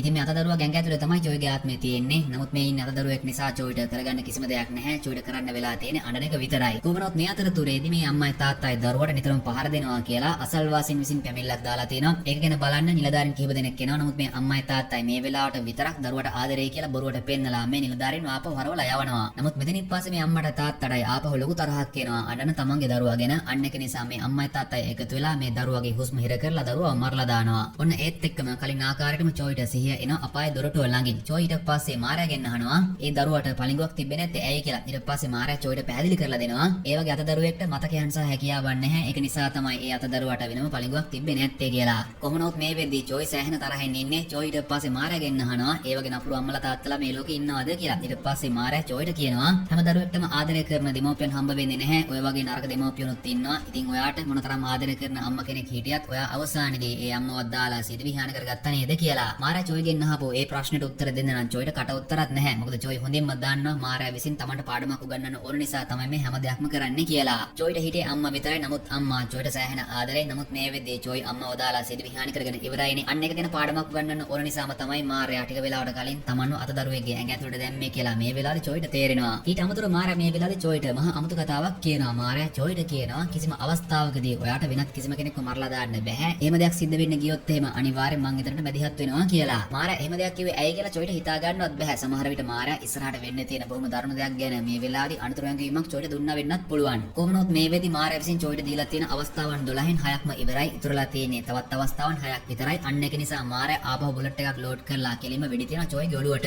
ඔන්න ඒත් එක්කම චොයිට හම්බ වෙනවා ඊළඟ අවස්ථාවත්. ඒ කියන්නේ චොයි මේ වෙද්දී ඉන්නේ වෙනත් කෙනෙක්ගේ ඇඟ ඇතුලේ. චොයි ඉක්මනින්ම මේ කෙනාගේ ළඟ තියෙන ෆෝන් එකෙන් බලනවා දිනය සහ වෙලාව. චොයිට තේරෙනවා අර මුදල් ටික ඒ කියන්නේ ආරක්ෂිත සේප්පුවේ තියෙන මුදල් ටික ගන්න ඉතුරුලා තියෙන විනාඩි 15ක් විතරයි කියලා. මොකද දවස් 4ක් ඇතුළත ඒ සල්ලි ටික ගත්තේ නැති වුණොත් එහෙම අනිවාර්යෙන් ඒ සල්ලි ඔක්කොම ටික රාජසන්තක වෙනවනේ. අන්න ඒක නිසා මේ අලුත් ඇඟ ඇතුලේ ඉන්න චොයි වෙනත් කිසිම දෙයක් ගැන හිතන්නේ නැතිව ඉක්මනින්ම ගිහින් ආරක්ෂිත සේප්පුවේ තියෙන සල්ලි ටික ගන්නවා. ඊට පස්සේ තමයි චොයි බලන්නේ ඇත්තට මේ වෙද්දී Tamanට හම්බ වෙලා තියෙන කාගේ ඇඟක්ද කියලා. මේ වෙලාවේදී චොයි දකිනවා මේ කෙනාගේ රූපය තියෙන පෝස්ටර්ස් ගොඩක් තියෙනවා කියලා. අන්න ඒක නිසා චොයිට තේරෙනවා Taman මේ වෙද්දී ඉන්නේ ලස්සන මොඩල් කෙනෙක්ගේ ඇඟ ඇතුලේ කියලා. කොහොනොත් ඔන්න එකපාරටම මේ කෙනාගේ පළිඟුව එනවා චොයිගේ පැත්තට. මෙන්න මෙතනින් පස්සේ මේ ඇත්තම කෙනා කවුද සහ ඒ හැම හැකියාවක්ම චොයිට ලෝඩ් වෙන්න පටන් ගන්නවා. මේ කෙනාගේ නම තමයි කිම්. වයස අවුරුදු 24යි. කිම් කියන්නේ මොඩල් කෙනෙක්. පුංචි කාලේ ඉඳන්ම ගැහැණු ළමයින්ගේ ආකර්ෂණය තිබිලා තියෙනවා. ඒක නිසාම කිම් මොඩල් කෙනෙක් වෙලා මේ වෙද්දී කිම්ට සෑහෙන සල්ලි තියෙනවා කියලා මේ වෙලාවේ චොයිට තේරෙනවා. කොහොනොත් ඊට පස්සේ කිම්ගේ ඇඟ ඇතුලේ ඉන්න චොයි එනවා කිම්ගේ ගෙදරට. ගෙදරත් ගොඩක් ලොකුයි කියලා මේ වෙලාවේ චොයිට තේරෙනවා. ඔන්න චොයි මේ වෙලාවේදී දකිනවා මෙතන පත්‍රයක් තියෙනවා. ඒ පත්‍රයේ ආටිකල් එකක් තියෙනවා. පුංචි අතදරුවා මරලා දාපු අම්මවයි තාත්තවයි අත්තනගොඩ ගත්තා කියලා. ඔයාලට මතක ඇතිනේ චොයි කලින් හිටියේ අර අතදරුවාගේ ඇඟේ අන්නේ අතදරුවාව මරලා දාපු අම්මවයි අම්මවයි තාත්තවයි අත්තනකොට ගත්තා කියලා තමයි මේ නිවුස් එකේ සඳහන් වෙලා තියෙන්නේ. මේක දැක්කට පස්සේ චොයිට ලොකු තරහක් එනවා ඒ අම්මයි තාත්තයි ගැන. නමුත් මේ වෙලාවේ චොයි කල්පනා කරලා බලනවා මේ කෙනා මොන වගේ දෙයකින්ද මැරෙන්න ඉන්න ඇත්තේ කියලා. මොකද මාරයා විසින් චොයිගේ ආත්මය දාන්නේ මෑතකදී මැරෙන්න ඉන්න කෙනෙක්ගේ ඇඟ ඇතුළටනේ. අන්න ඒක නිසා චොයි කල්පනා කරලා බලනවා මේ කෙනා මොන වගේ දෙයක් නිසා මැරෙන්න ඉන්නවද, කොහොමද මන් දැන් බේරෙන්නේ කියලා. මැරෙන්නේ කොහොමද, කවද්ද මැරෙන්නේ කියලාද මැරෙන්නේ මේ කිසිම දෙයක් ගැන චොයි දන්නේ නැහැ. කොහොමනොත් ඔන්න මේ වෙලාවේදී මේ ඇඟේ අයිතිකාරයාගේ ඒ කියන්නේ කිම්ගේ යාළුවෙක්ගෙන් කෝල් එකක් එනවා කිම්ට. ඒ කියන්නේ චොයිට. ඒ යාළුවා දන්නේ නැහැ කිම්ගේ ඇඟ ඇතුලේ ඉන්නේ චොයිගේ ආත්මය කියලා. කොහොමනොත් ඔන්න ඒ යාළුවා කිම් කියලා හිතාගෙන චොයිට කියනවා ඔයා මේ පාටකට එන්නේ නැද්ද කියලා. මෙන්න මේ වෙලාවේදී කිම්ගේ ඇඟ ඇතුලේ ඉන්න චොයිට තේරුණා මෙන්න මේ පාට එක ගැන තමයි යාළුවා කියන්නේ කියලා. අන්න ඒක නිසා චොයිත් ඒ පාටකට ඇවිල්ලා යාළුවන් එක එකතු වෙනවා. ඊට පස්සේ චොයි හොඳටම බොන්න පටන් ගන්නවා. නමුත් මේක දැක්කට පස්සේ කිම්ගේ යාළුවට නම් පුදුමයි. ඒකට හේතුව තමයි කිම් ඊට කලින් කවදාවත් බීලා නැහැ. අන්න එක ගැන කිව්වට පස්සේ තමයි චොයිට තේරෙන්නේ එහෙනම් කිම් කියන්නේ කලින් අරක්කු බීපු නැති කෙනෙක් කියලා. කොහොමනොත් ඔන්න මේ වෙලාවේදී මේ පාට එකේ ප්‍රධාන ආරාධිත අමුත්තා එනවා. මේ කෙනාගේ නම තමයි පාක්. මෙන්න මේ කෙනා නම් කලින් එපිසෝඩ් එකකදී අපිට හම්බ වුණා. ඔයාලට මතකද නේද ටේකන් කියන කම්පැනි එක? ඒ කම්පැනි එකේ අයිතිකාරයාගේ ලොකු පුතා තමයි පාක් කියන්නේ. ඔයාලට මතක ඇති පාක්ගේ මල්ලිගෙන් ඇතුළට තමයි මුලින්ම චොයිගේ ආත්මයට යන්න අවස්ථාවක් ලැබුණේ. ඒත් ඒ ෆ්ලයිට් එක කඩාගෙන වැටුණාට පස්සේ පාක්ගේ මල්ලිට මැරෙන්න සිද්ධ වුණානේ. අන්න ඒක නිසා මේ වෙද්දී ටේකන් කම්පැනි එකේ අයිතිකාරයා වෙලා තියෙන වෙන කවුරුවත් නෙවෙයි මේ පාක් කියන කෙනා. හරි අපි ආපහු එමු කතාවට. කිම් ගෑන් ඇතුලේ ඉන්න චොයි මේ වෙද්දී හොඳටම බීලා ඉන්නේ. අන්න ඒක නිසා චොයි ගිහින් ඩාන්ස් කරන්න පටන් ගන්නවා. ඔන්න ඊට පස්සේ අපිට පේනවා පහුවෙන්ද වෙන සිද්ධිය. කිම් ගෑන් ඇතුලේ ඉන්න චොයිට මේ වෙලාවේ ඇහැරෙන්නේ කිම්ගේ ගෙදරින් කලින් දවස් හොඳටම බීපු නිසා. එයාට හොඳටම නිින්ද ගිහින් කියලා මේ වෙලාවේ චොයිට තේරෙනවා. කොහොමවත් මේ වෙලාවේ කිම්ගේ යාළුවෙක් කෙනා කිම්ම හම්බ වෙන්නේ නැහැ. නමුත් මේ වෙන්නේ කිම් ගෑන් ඇතුලේ ඉන්නේ චොයිනේ. ඒක මේ යාළුවා දන්නේ නැහැ. ඒත් මේ යාළුවා කිම්ගෙන් උදව්වක් ඉල්ලනවා. එයාගේ රෙස්ටුරන්ට් එකට. මොකද මේ යාළුවට වැඩක් සඳහා එළියට යන්න සිද්ධ වෙනවා. ඒ දවස් ටිකේදී රෙස්ටුරන්ට් එකේ වැඩ බලා ගන්න මේ වෙලාවේ කිම්ගේ යාළුවා කිම් කියලා හිතාගෙන චොයිගෙන් උදව්වක් ඉල්ලනවා. කොහොමවත් ඊට පස්සේ චොයි එනවා කිම්ගේ යාළුවාගේ ඒ රෙස්ටුරන්ට් එකට. මෙතනට ආවට පස්සේ කිම් ගෑන් ඇතුලේ ඉන්න චොයිට තේරෙනවා කිම් ඊට කලිනුත් යාළුවට මේ ආකාරයෙන්ම උදව් කරලා තියෙනවා කියලා. අන්න ඒක නිසා කිම්ගේ ඇඟ ඇතුලේ ඉන්න චොයි යාළුවට උදව් කරන්න පටන් ගන්නවා. නමුත් මේ වෙලාවදී මේ රෙස්ටුරන්ට් එකට තරුණ ගැහැණු ළමෙක් එනවා. ඒක නා වෙන කවුරුවත් නෙවෙයි චොයිගේ ඇත්තම ජීවිතේ ගර්ල්ෆ්‍රෙන්ඩ්. ඒ කියන්නේ සූ. ඉතින් ඔයාලට තේරෙනවද මේ වෙලෙදි කිම්ගේ ඇඟ ඇතුලේ ඉන්න චොයි තමයි එයාගේ ඇත්තම ජීවිතයේ ආදරවන්තයෝ. ඒ කියන්නේ සූව දකින්නේ. අන්න ඒක නිසා මේ වෙලාවේදී එකපාරටම චොයිට හිතා ගන්නවත් බෑ. චොයිට මතක් වෙන්න පටන් ගන්නවා සූව මුලින්ම හම්බුන විදිය, දෙන්න ආදර කරපු විදිය වගේම අවසානයේදී වෙන් වෙලා ගියපු විදිය. කොහොමවත් මේ වෙලාවේදී සූ ඕඩර් එක බාර දෙන්න එන්නේ චොයි ළඟටමයි. චොයි කලබල වෙලා ඉන්නේ. නමුත් සූ දන්නේ නැහැ මේ ඇඟ ඇතුලේ ඉන්නේ චොයිගේ ආත්මය කියලා. සූ ඕඩර් එක බාර දීලා ගිහින් වාඩි වෙනවා. ඊට පස්සේ කිම්ගේ ඇඟ ඇතුලේ ඉන්න චොයි කිම්ගේ යාළුවාගෙන් අහනවා සූ ගැන. ඊට පස්සේ කිම්ගේ යාළුවා චොයිට කියනවා ඔය ගැහැණු ළමයි හැමදාම අපේ රෙස්ටුරන්ට් එකට එනවා. ඇත්තට මේ ගැහැණු ළමයි ගොඩක් දුකින් වගේ තමයි ඉන්නේ. හේතුවක් නම් දන්නේ නැහැ කියලා. ඒක ඇහුවට පස්සේ චොයිට ප්‍රශ්නයක් එනවා. ඒ ප්‍රශ්නේ තමයි සූ ජොබ් එකක් කළානේ. ඒත් සූ හැමදාම මේ තැනට මේ වෙලාවටම එනවා කියන්නේ සූ දැන් ජොබ් එකට යන්නේ නැද්ද? අන්න ඒක නිසා කිම්ගේ ඇඟ ඇතුලේ ඉන්න චොයි සූ ගැන ඉන්ටර්නෙට් එකේ පරීක්ෂා කරලා බලනවා. මෙන්න මේ වෙලාවේදී චොයිට දැනගන්න ලැබෙනවා සූ දැන් එයාගේ රස්සාවෙන් අයින් වෙලා. කලින් ඉඳන්ම සූට තිබිලා තියෙනවා ලේඛිකාවක් වෙන්න ලොකු හීනයක්. අන්න ඒක නිසා සූ මේ වෙද්දි රස්සාවෙන් අයින් වෙලා ලේඛිකාවක් විදිහට වැඩ කරගෙන යනවා කියලා මේ වෙලාවේ චොයිට දැනගන්න ලැබෙනවා. සූ කියන්නේ දැන් නිකම ලේඛිකාවක් විතරක්ම නෙවෙයි. කම්පිටිෂන් එකකින් පළවෙනි ස්ථානය පවා සූ මේ වෙද්දි දෙනලා තියෙනවා. ඒත් එක්කම ඔන්න මෙතන තියෙන ෆොටෝ එකක් දකින්නත් එක්කම චොයිට දෙයක් මතක් වෙනවා. ඔයාලට මතකද එදා චොයි අවසාන වතාවට සූ එක කතා කරන්න ගියා. අන්න ඒ වෙලාවේදී සූ චොයිට කරන උදව්වක් විදියට ලියුම් කවරයක් දුන්නානේ. අන්න ඒ ලියුම් කවරය තිබිලා තියෙන්නේ සූ එදා තරගෙන් ජයග්‍රහණය කළාට පස්සේ එයාට හම්බුණ තෑගි මුදල කියලා. මේක දැක්කට පස්සේ තමයි චොයිට තේරෙන්නේ සූ Tamanට මොනතරම් ආදරය කරලා තියෙනවද කියලා චොයිට මේ වෙලාවේදී තේරෙනවා. කොහොම නමුත් ඔන්න චොයිට තවදුරටත් සූ දිහා බලාගෙන ඉන්න බෑ. අන්න ඒක නිසා චොයි මෙතනින් එළියට යනවා. ඊට පස්සේ චොයි සූ ලියලා තියෙන නවකතාවක් කියවලා බලනවා. මෙන්න මේක කියවද්දි චොයිට තේරෙනවා චොයි සහ සූ අතර ඇත්තටම සිද්ධ වුණ ඒ අත්දැකීම් තමයි මේ නවකතාවට සූ එකතු කරලා තියෙන්නේ කියලා. මේ නවකතාව කියවද්දි චොයිට මතක් වෙන්න පටන් ගන්නවා සූත් එක්ක ගත කරපු ඒ කාලය. මුලින්දම සූට තිබිලා තියෙන ලේඛිකාවක් වෙන්න හීනයක්. සූ ගොඩක් ආසාවෙන් ෆවුන්ටන් පෑනක් දිහා බලාගෙන ඉඳලා තියෙනවා. අන්න ඒක චොයි දැකලා තියෙනවා. ඊට පස්සේ චොයි තෑග්ගක් විදියට සූගේ නම ගහපු ඒ ෆවුන්ටන් පෑන අරගෙන තියෙනවා. ඒත් චොයිට කවදාවත් ඒ පෑන සූට දෙන්න ලැබුණේ නැහැ. මොකද එතනින් පස්සේ චොයිට ප්‍රශ්න ගොඩක් ඇති වුණා. ඒ වගේම අවසානයේදී චොයි සියද විහාන කරගත්තානේ. මෙන්න මේ හැම දෙයක්ම චොයිට මතක් වෙනවා. ඔනිට පස්සේ අපිට පේනවා පහුවෙනිද උදේ සිද්ධ වෙන දේ. සුපුරුදු පරිදි සූ එනවා රෙස්ටුරන්ට් එකට. මේ වෙලාව එනකන් තමයි චොයි බලාගෙන හිටියේ. ඊට පස්සේ චොයි සූගේ ෆෑන් කෙනෙක් විදියට ගිහින් සූ එක්කම කතා කරනවා. සූ දන්නේවත් නැහැ මේ විදියට ඇවිල්ලා තමන් එක කතා කරන්නේ සියද විහාන කරගත්ත තමන්ගේ පෙම්වතා. ඒ කියන්නේ චොයි කියලා. චොයිත් ඒක සූට දැනෙන්න ඉඩ දෙන්නේ නැහැ. සූගේ නව කතා කියවන සූගේ ෆෑන් කෙනෙක් විදියටම සූ එක කතා කරනවා. කොහොමවත් මේ වෙලාවේදී චොයි සූට කියනවා මටත් නවල් එකක් ලියන්න අදහසක් තියෙනවා කියලා. ඊට පස්සේ සූ චොයිගෙන් අහනවා ඒ මොකක්ද කියලා. ඊට පස්සේ චොයි තමන් මේ වෙද්දි අත්විඳින ඒ හැම සිද්ධියක්ම ප්‍රබන්ධයක් විදියට සූට කියනවා. තරුණ පිරිමි ළමයෙක්ට ජීවිතේ එපා වෙලා එයා සිදි විහාන කරගත්තා. එයාගේ ආත්මය ඊට පස්සේ මාරයාගේ ළඟට ගියා. මාරයා ඊට පස්සේ තරුණ පිරිමි ළමයට අවස්ථාවන් 12ක් දුන්නා කියලා චෝයි මේ වෙනකන් අත්විඳපු හැම දෙයක්ම ප්‍රබන්ධයක් ආකාරයට එහෙම නැත්නම් නවල් එකකට ආපු අදහසක් විදියට හැම දෙයක්ම සූට කියනවා. සූට මේ වෙලාවේදී පුදුමත් හිතෙනවා. මොකද චෝයි විසින් අත්විඳපු දෙයක් විදියටම තමයි චෝයි මේ හැම දෙයක්ම කියන්නේ. අන්න ඒක නිසා සූ චෝයිගෙන් අහනවා ඔයාට ඇත්තටම ඔය වගේ අදහසක් ආවේ කොහොමද කියලා. ඊට පස්සේ චෝයි සූට කියනවා පුංචි කාලේ ඉඳන්ම මට මේ අදහස තිබුණා. ඔයා වුණ ගැහුණාට පස්සේ තමයි ඔයාට ඒ අදහස කියන්න හිතුනේ කියලා. ඊට පස්සේ සූ චෝයිට කියනවා ඇත්තටම ඔයාටත් හොඳ නවල් එකක් ලියන අදහසක් තියෙනවානේ. ඔය අදහස ගැන මම ටිකක් කල්පනා කරලා බලන්නම් කියලා. ඊට පස්සේ චෝයි සූගෙන් සමරු සටහනක් ඉල්ලනවා. මෙන්න මේ වෙලාවේදී ඔන්න සූ අතට ගන්නේ චෝයි ජීවිතුන් අතර ඉද්දි සූට දෙන්න උත්සාහ කරපු ඒ පෑන. ඒ චෝයි ජීවත් වෙලා ඉද්දි මේ පෑන සූට දෙන්න බැරි වුණානේ. ඒ පෑන ඇත්තටම සූට හම්බ වෙලා තියෙන්නේ චෝයිගේ අම්මගෙන්. චෝයි සූට දෙන්න කියලා ගත්ත පෑන චෝයිට දෙන්න බැරි වුණානේ. අන්න ඒක නිසා ඒ පෑන අම්මා හොයාගෙන තියෙනවා. ඊට පස්සේ අම්මම තමයි ඒ පෑන සූට දීලා තියෙන්නේ. කොහොම නමුත් මෙතනින් පස්සේ දිගටම සූගේ ෆෑන් කෙනෙක් විදියටම චෝයි කතා කරන සූ එක්ක. ඉතින් ඇත්තටම චෝයිට මේක ලොකු සතුටක්. ඉතින් මේ විදියට කතාව කියන අතරතුරේදී එක තැනකදී සූ චෝයිගෙන් අහනවා ඔයාගේ කතාවට අනුව සිදි විහාන කරගත්ත ඒ තරුණ පිරිමි ළමයාට මාරයා අවස්ථාවන් කීයක් දුන්නත් ඇයි ඒ තරුණ පිරිමි ළමයා අම්මව හම්බ වෙන්න කියන්නේ නැත්තේ කියලා. ඉතින් චෝයි සූට මේ කියන්නේ එයාගේම කතාවනේ. චෝයිට කවදාවත් එයාගේ අම්මව බලන්න යන්න බෑ. මොකද චෝයිට ගොඩක් දුකයි. අන්න ඒක නිසා චෝයි ඒක ගැන කෙලින්ම නොකිය සූට කියනවා ඒ තරුණ පිරිමි ළමයාට හිටියේ අම්මා විතරයි. අම්මව දාලා ඒ කෙනා සිදි විහාන කරගත්තා. ඒක නිසා ඒ තරුණ පිරිමි ළමයාට කවදාවත් අම්මගේ ඉස්සරහට යන්න බෑ. මොකද අම්මව දකිද්දී ඒ තරුණ පිරිමි ළමයාට ගොඩක් දුක හිතෙනවා කියලා. ඒකත් ඇත්ත කියලා සූට තේරෙනවා. ඔනිට පස්සට පෙන්නන පහවෙනිද වෙන සිද්ධිය සුපුරුදු පරිදි චෝයිගේ කතාව අහන්න සූ එනවා. අමතක කරන්න එපා. සූ දන්නේවත් නැහැ මේ ඉන්නේ චෝයි කියලා. චෝයි තමන්ගේ කතාව සූට කියනවා. ඊට පස්සේ සූ මෙතනින් පිටත් වෙලා යනවා. නමුත් එකපාරටම වහින්න පටන් ගන්නවා. චෝයි කැමති නැහැ සූ තෙමි තෙමි යන එකට. අන්න ඒක නිසා චෝයි රතු පාට කුඩයක් ගිහින් දෙනවා සූට. ඊට පස්සේ ආපහු චෝයි එනවා කැෆේ එකට. නමුත් විනාඩි කිහිපයක් යන්නත් කලින් එළියේ ඇක්සිඩන්ට් එකක් වුණා කියලා සද්දයක් ඇහෙනවා. ඊට පස්සේ චෝයි ඉක්මනින්ම දුවගෙන එනවා. ඔන්න මේ වෙලාවේදී චෝයි දකිනවා එයා සූට දුන්න කුඩය මෙතන වැටලා තියෙනවා කියලා. මේක දකින්නවත් එක්කම චෝයි බය වෙනවා. මොකද මේ විදිහට ඇක්සිඩන්ට් වෙලා ඇත්ත එහෙනම් අනිවාර්යෙන් සූ කියලා තමයි චෝයිට හිතෙන්නේ. නමුත් ඔන්න මේ වෙලාවේදී චෝයි දකිනවා සූට කිසිම කරදරයක් වෙලා නැහැ. සූ එහා පැත්තේ ඉන්නවා කියලා. කොහොමවත් මේ වෙලාවේදී සූටත් මහා අමුත්තක් තේරෙනවා. හරියට එයාට කරදරයක් වුණා වගේ තමයි එකපාරටම චෝයි මෙතනට දුවගෙන ආවේ. අන්න ඒක නිසා සූ චෝයි එක්ක ආපහු කතා කරනවා. ඇත්තටම සූ මේ වෙලාවේ ගොඩක් දුකෙන් ඉන්නේ. ඒකට හේතුව තමයි සූට මේ වෙලාවේදී මතක් වෙනවා චෝයි සිදි විහානි කරගත්තා කියලා. එයා මුලින්ම දැනගත් අවස්ථාව. සූට මොකක් හරි දෙයක් මතක් වුණ නිසා සූ දුකෙන් ඉන්නවා කියලා චෝයිට තේරෙනවා. චෝයි ඒක ගැන සූගෙන් අහනවා. නමුත් සූ ඇත්තම සිද්ධිය චෝයිට කියන්න යන්නේ නැහැ. ඊට පස්සේ සූ මෙතනින් පිටත් වෙලා යන්න හදන්නේ. නමුත් යන්න කලින් සූ චෝයිට කියනවා හෙට නම් මට ඔයාව මුණ ගැහෙන්න එන්න බැරි වෙයි කියලා. ඒත් මේ වෙලාවේදී චෝයිට හිතා ගන්නවත් බෑ එකපාරටම සූ එහෙම කිව්වේ ඇයි කියලා. නමුත් පහවෙනිදා සූ කොහෙද යන්නේ කියලා බැලුවට පස්සේ චෝයිට තේරෙනවා සූ අද එයාව මුණ ගැහෙන්න එන්න බෑ කිව්වේ ඇයි කියලා. ඒකට හේතුව තමයි සූ මේ වෙද්දි ඇවිල්ලා ඉන්නේ චෝයිගේ අලුතෙන්පත් කරලා තියෙන තැනට. ඉතින් මේ වෙලාවේදීම අපිට පුංචි ප්‍රශ්නයක් එනවා. එදා චෝයි සිදි විහානි කරගන්න කලින් හොඳින්ම දැක්කනේ සූට වෙනත් පිරිමි කෙනෙක් එක්ක සම්බන්ධයක් තියෙනවා කියලා. ඇත්තට මෙහෙම දෙයක් නැහැ. සූ එදා ඇවිල්ලා තියෙන්නේ එයාගේ යාළුවෙක් එක්ක ප්‍රශ්න ගොඩක හිර වෙලා හිටපු නිසා චෝයි ඒ සිද්ධිය දැකලා තියෙන වැරදි ආකාරයට. කොහොමනත් ඔන්න මේ වෙලාවේදී චෝයිගේ අලුතෙන්පත් කරලා තියෙන තැනට ගිහින් සූ අඬ චෝයිගෙන් සමාව ඉල්ලනවා. ඔයා හිටපු තත්ත්වය ගැන මම තේරුම් ගත්තේ නැහැ. සමහර විට එදා ඔයා හිටපු තත්ත්වය තේරුම් ගත්තා නම් ඔයා තවමත් මගේ ළඟින් ඉන්නව නේද කියලා. ඉතින් සූ මේ විදියට තමන්ගේ මලු දිහා බලාගෙන අඬන සිද්ධිය චෝයිට බලාගෙන ඉන්න සිද්ධ වෙනවා. නමුත් චෝයි මෙතනට එන්නේ නැහැ. චෝයි බලාගෙන ඉන්නවා සූ යනකම්. කොහොම නමුත් සූ ගියාට පස්සේ චෝයි එනවා. එයාගේ මලු තැන්පත් කරලා තියෙන මේ තැනට. චෝයි ඊට පස්සේ ටික වෙලාවක් බලාගෙන ඉඳලා මෙතන යන්න හදද්දිම ඔන්න චෝයි එකපාරටම දකිනවා එයාගේ අම්මත් දැන් මෙතනට ඇවිල්ලා කියලා. ඉතින් වාට හිතා ගන්න පුළුවන් ද මේ වෙද්දී කිම්ගේ ඇඟ ඇතුලේ ඉන්න චෝයිම තමයි එයාගේ ඇත්තම ජීවිතයේ අම්මව දකින්නේ. එකපාරටම චෝයිට හිතා ගන්නවත් බෑ දැන් මොකක්ද කරන්නේ කියලා. චෝයිට නිකම්ම කියවෙනවා අම්මේ කියලා. ඒක අම්මට ඇහෙනවා. අම්මත් පුදුම වෙලා වගේ බලනවා මේ කෙනා තමන්ට අම්මේ කියලා කතා කළේ ඇයි කියලා. කොහොමද ඊට පස්සේ චෝයි මුකුත්ම කියන්නේ නැහැ. මෙතන යනවා එළියට.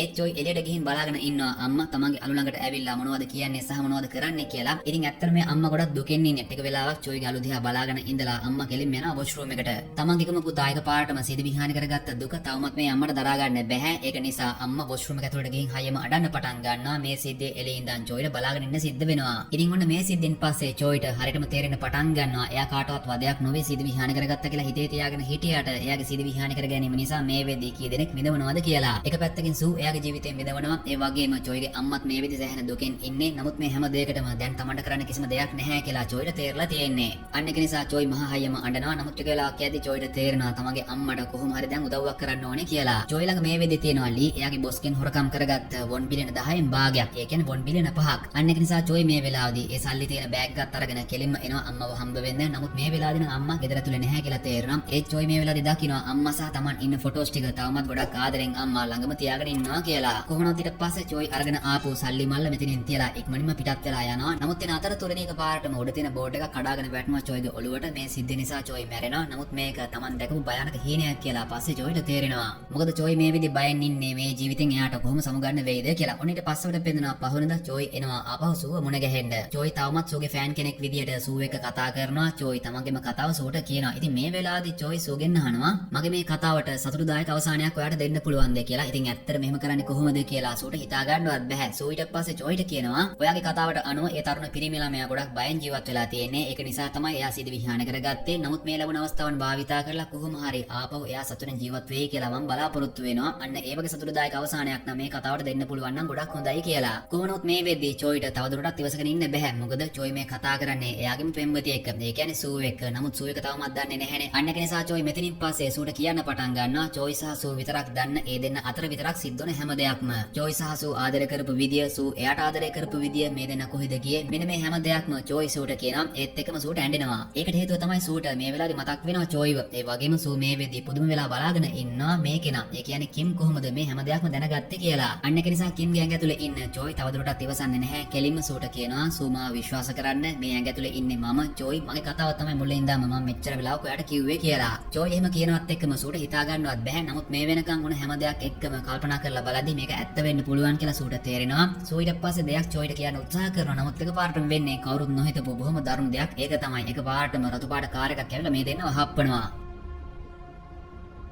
මේ ඇක්සිඩන්ට් එක නිසා සූ මෙතනම මැරෙනවා. නමුත් තවමත් චෝයිට පණ තියෙනවා. කොහොමනොත් වන මේ වෙලාවේදී මේ රතු පාට කාර් එකෙන් කෙනෙක් බහිනවා. මේ කෙනා කවුද කියලා මම හිතන්නේ ඔයාලට මතක ඇති. ඇත්තට මේ කෙනා වෙන කවුරුවත් නෙවෙයි. අර ටේකන් කියන කම්පැනි එකේ දැන් අයිතිකාරයා. ඒ කියන්නේ පාක්. පාක් කියන්නේ මේ කතාවේ නිකම්ම චරිතයක් නෙවෙයි. ඔයාලට මතක ඇති චෝයි එක අවස්ථාවකදී අර සංකීර්ණ තරුණ පිරිමි ළමයා ගැඟට ගියානේ. සන්ට සල්ලි අවශ්‍යතාවයක් තිබුණ නිසා නොකරපු ඇක්සිඩන්ට් එකක් එයා කළා කියලා හිරෙත් ගියා. අන්න ඒ ඇක්සිඩන්ට් එකක් කරලා තියෙන වෙන කවුරුවත් නෙවෙයි මේ පාක් කියන කෙනාම තමයි. ඉතින් මේත් එක්කම අපිට තේරෙනවා පාක් කියන්නේ SMS කෙනෙක් නෙවෙයි. පාක් කියන්නේ හරියට මනෝව්‍යාධිකයෙක් වගේ. ඒ වගේම අපිට තවත් එක දෙයක් මෙතනදී පෙන්නනවා. ඔයාලට මතක ඇති චෝයි සිදි විහාන කරගත්තට පස්සේ මාරයා විසින් දුන්න ඒ පළවෙනි අවස්ථාවේම චෝයි ගියේ මේ පාක් කියන කෙනාගේ මල්ලි ගැඟට. අර ෆ්ලයිට් එක කඩාගෙන වැටලා මියගේ අන්න ඒ ෆ්ලයිට් එකත් ඇක්සිඩන්ට් වෙන විදියට හැම දෙයක්ම කරලා තියෙන්නේ පාක් විසින්ම තමයි. මොකද පාක් තරහින් ඉඳලා තියෙනවා. Tamanට විදායක නිලධාරී තනතුර බාර නොදී තාත්තා මල්ලිට ඒ තනතුර බාර දුන්න නිසා අන්න ඒක නිසා මල්ලිව මරලා දාන්න ෆ්ලයිට් එක අනතුරකට ලක් වෙන විදියට හැම දෙයක්ම කරලා තියෙන්නේ පාක්ම තමයි කියලා අපිට මේ වෙලාවේ පෙන්නනවා. ඉතින් කතාව අනිවාර්යෙන් හොඳ එකක් වෙන්න නම් අනිවාර්යෙන් ඒ කතාවට හොඳ දුෂ්ටෙක් ඉන්න ඕනේ. ඉතින් පිළිගන්න